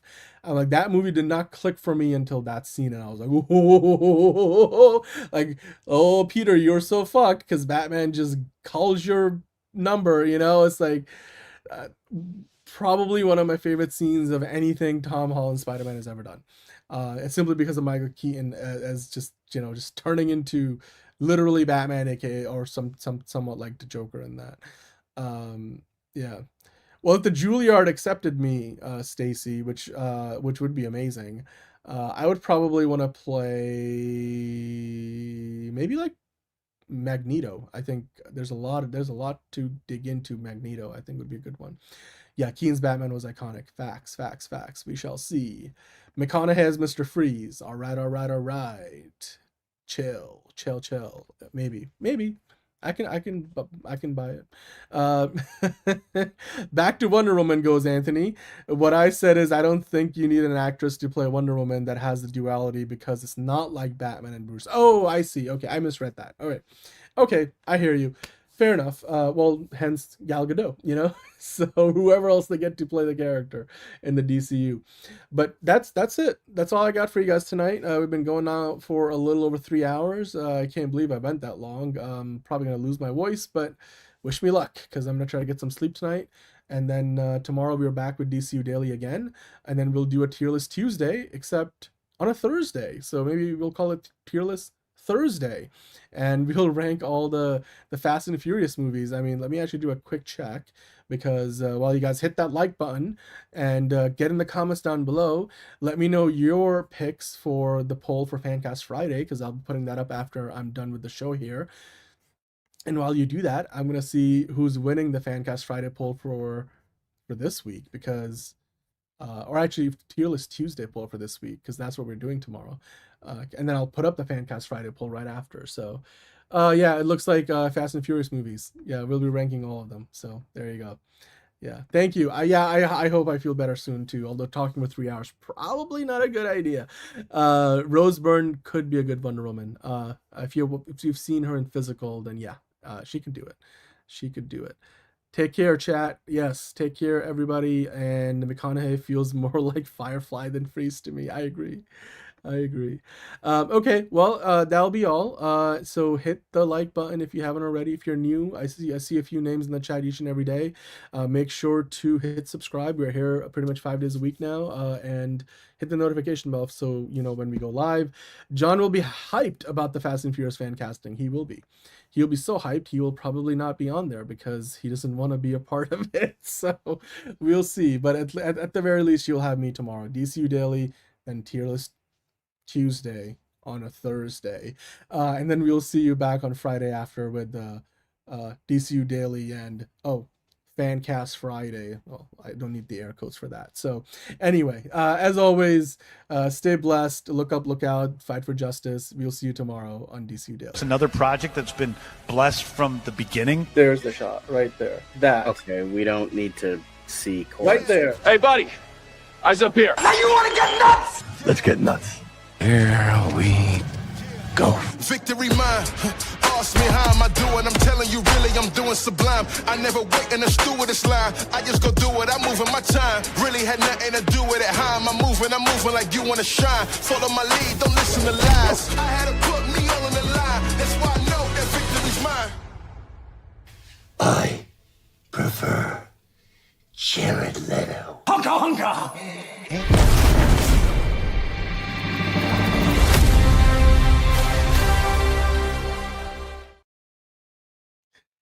And as John would tell you, as always, hug Jeff Snyder and kiss Tom King.